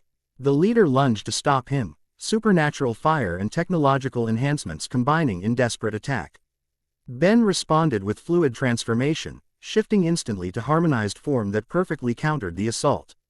Diamond Head Rider. The Petrosapian transformation manifested with supernatural integration that demonstrated his completed convergence. Crystalline structures. Formed with supernatural fire flowing through interior lattices rather than merely surrounding external surfaces. Chains of burning energy merged with crystalline projections, creating weapons that existed simultaneously as physical matter and supernatural force. The leader's attack met impenetrable defense as Ben's transformed state reflected both physical and supernatural components of their assault. With precise application of crystalline projections enhanced by judgment chains, he systematically disabled the leader's technological enhancements while containing their increasingly unstable supernatural manifestations. You don't understand what you're preventing, the leader gasped, form deteriorating as imperfect convergence destabilized under stress. Humanity deserves access to both domains. The artificial separation has stunted our potential for millennia. I'm not preventing unification, Ben corrected, securing the leader with restraints that addressed both their physical and supernatural components. I'm preventing catastrophic unification. There's a difference. With the leader contained, Ben accessed the central apparatus, applying his harmonized understanding to the final reconfiguration. The spirit's supernatural awareness combined with the Omnitrix's technological interface created perfect synchronization with the modified global lattice. Through their communication link, his allies reported successful transformation of each amplification array from gateway components to stabilization nodes. The countdown reached 5 minutes to original 0 hour, now Reaper.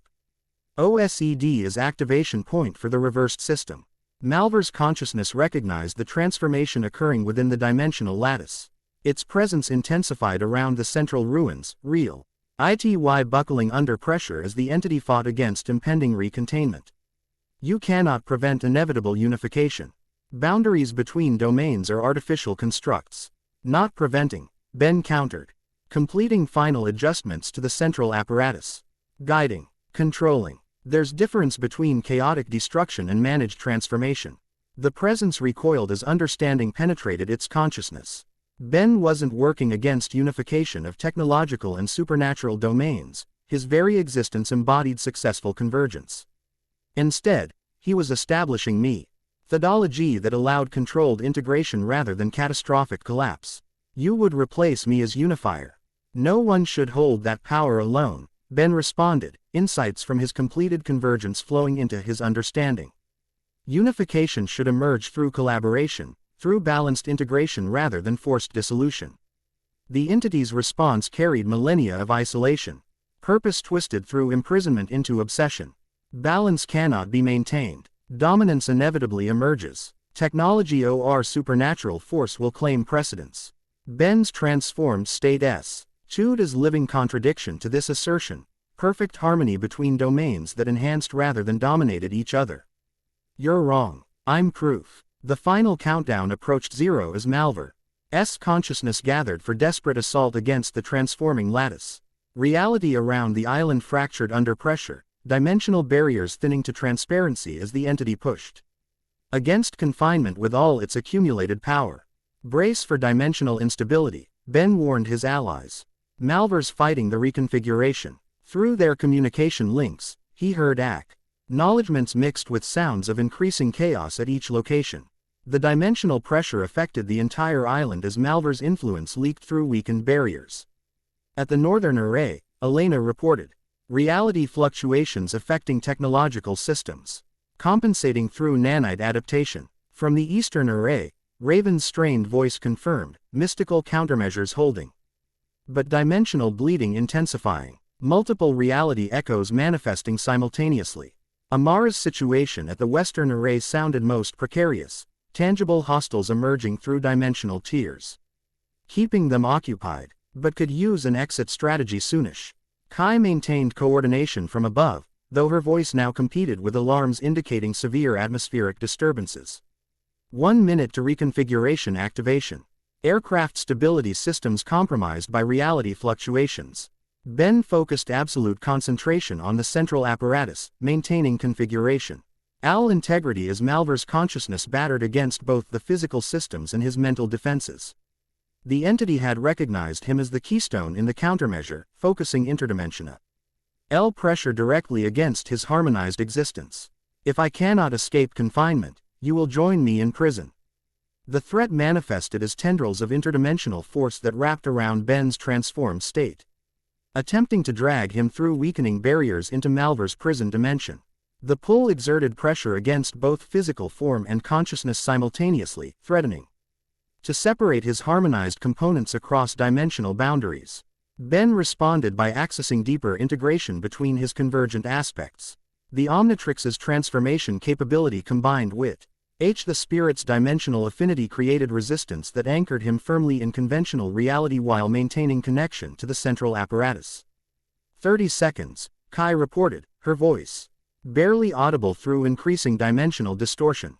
The leader of the collective, still restrained nearby, laughed despite their deteriorating condition. You cannot resist dimensional transference at this proximity. Malvar's prison will claim you alongside him. I'm counting on that, Ben replied, final understanding crystallizing as countdown reached 15 seconds. With deliberate intent, Ben partially accepted Malvar's pulling force, not surrendering to imprisonment, but establishing controlled connection between dimensions. His harmonized existence allowed simultaneous presence in conventional reality and limited extension into Malvar's prison dimension. This controlled connection created perfect conduit for the reconfigured lattice's activation. As countdown reached 0, Ben channeled the synchronized energy through his convergent being, using himself as living nexus point between the global lattice and Malvar's interdimensional prison.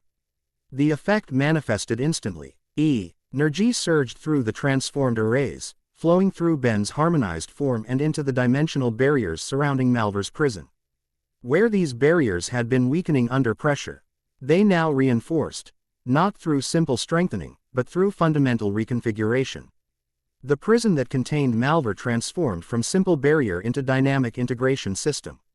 Rather than merely containing the entity's power, the reconfigured boundaries began channeling it, redirecting destructive potential into constructive application that strengthened reality's fabric rather than tearing it apart. What have you done? Malvar's consciousness recoiled in confusion as its efforts to escape confinement transformed into participation in reality's reinforcement. Created balance, Ben answered simply, maintaining the connection as the reconfiguration stabilized. Your power now strengthens the boundaries between dimensions rather than weakening them. The leader of the collective witnessed this transformation with dawning comprehension. You've inverted the entire process. Turned Malvar's prison into perpetual stabilization engine for interdimensional boundaries, while allowing controlled integration between technological and supernatural domains. Ben confirmed the connection through his harmonized being, creating sustainable pathway for balanced exchange rather than catastrophic collapse.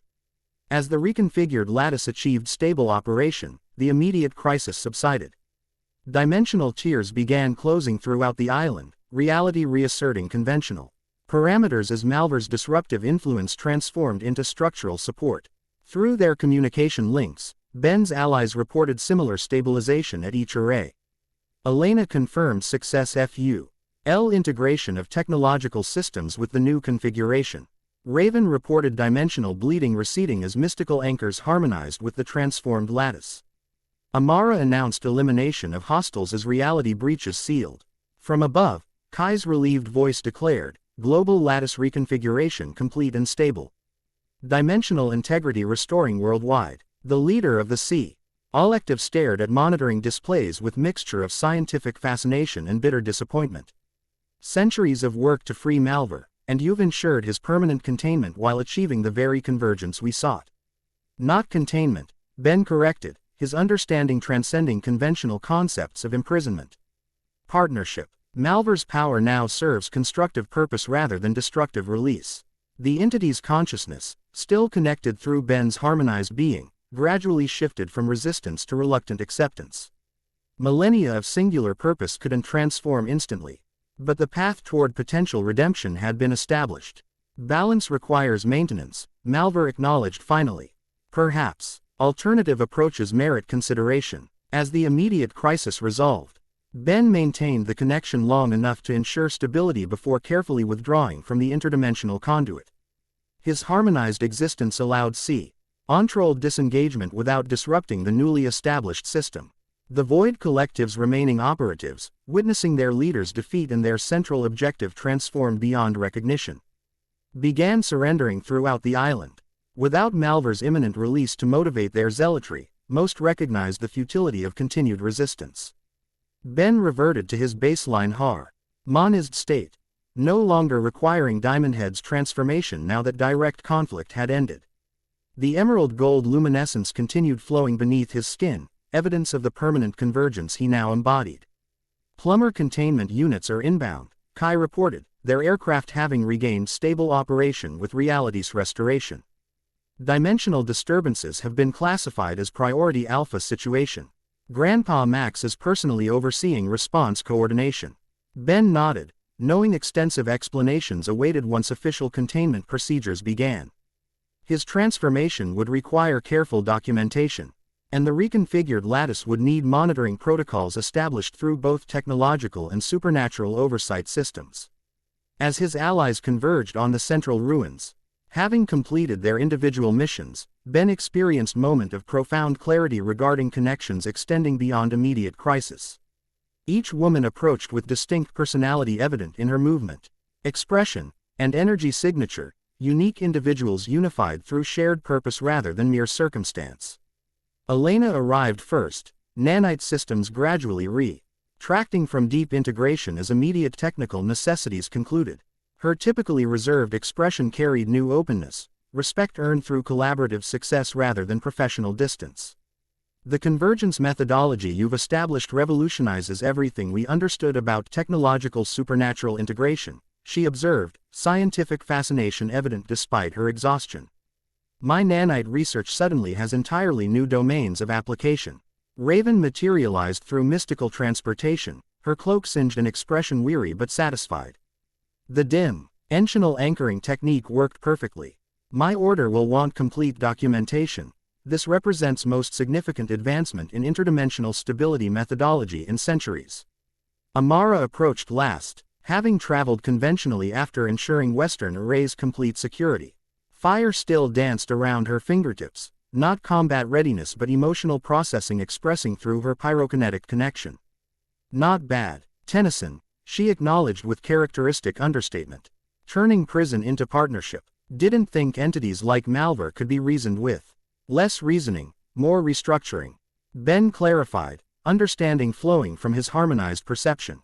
Malvar still believes in unification of domains, just with significantly modified methodology. Kai descended from their aircraft last, having ensured all systems remained stable during final approach. Her practical nature immediately asserted itself as she began documenting the transformed Centra L apparatus while simultaneously coordinating with approaching plumber response teams. Looking at these four remarkable women, each representing different aspects of the convergence he now embodied, Ben recognized connections that transcended professional collaboration or circumstance-forged alliance. Alina's technological brilliance complemented Raven's mystical mastery. Amara's passionate intensity balanced Kai's methodical precision. Together, they formed a network of relationships that reflected the harmonized balance he had achieved internally. The leader of the collective, secure in containment fields awaiting official custody, observed these interactions with unexpected insight despite their deteriorating condition. You've achieved more than interdimensional stabilization, they noted. Scientific objectivity momentarily overcoming zealous disappointment. You've created microcosm of successful convergence methodology, technological and supernatural domains cooperating through human connection rather than forced integration. Ben acknowledged the observation's accuracy without responding directly.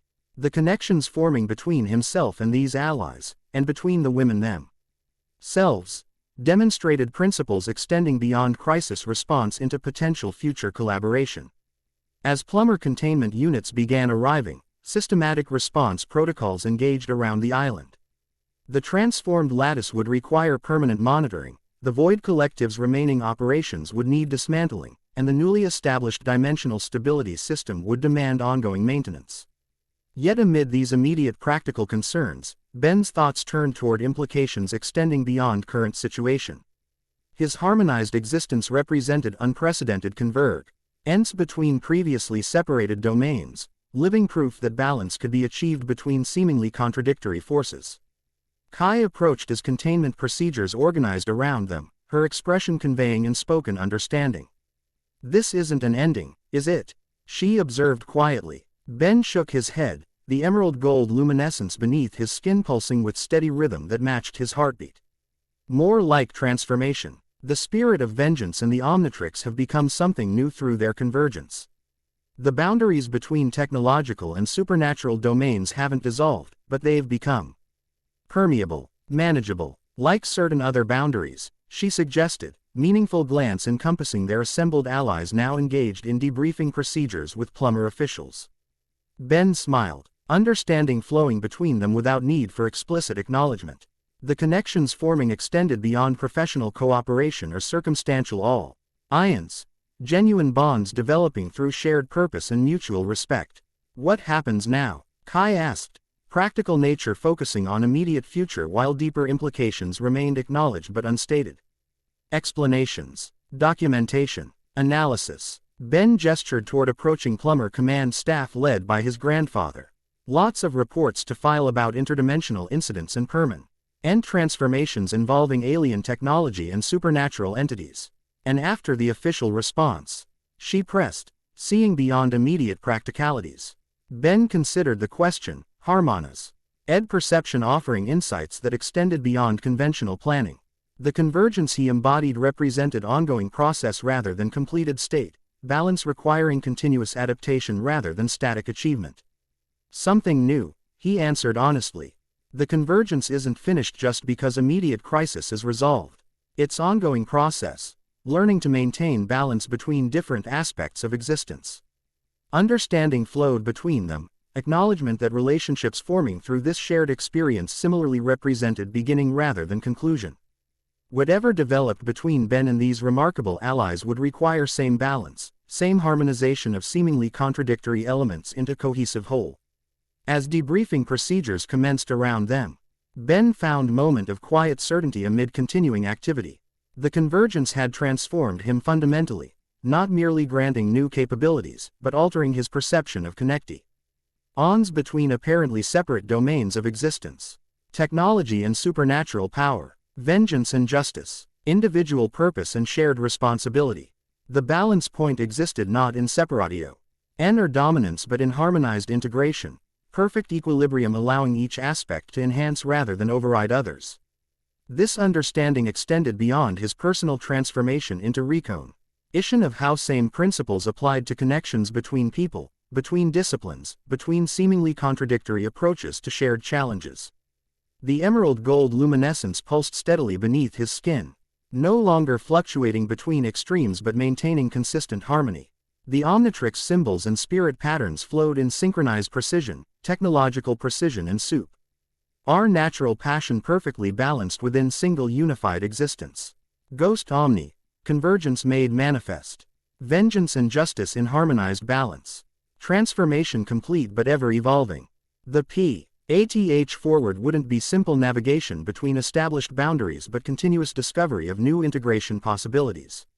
The connections forming with Elena, Raven, Amara, and Kai represent just beginning of potential collaborative future bridging previously separated domains.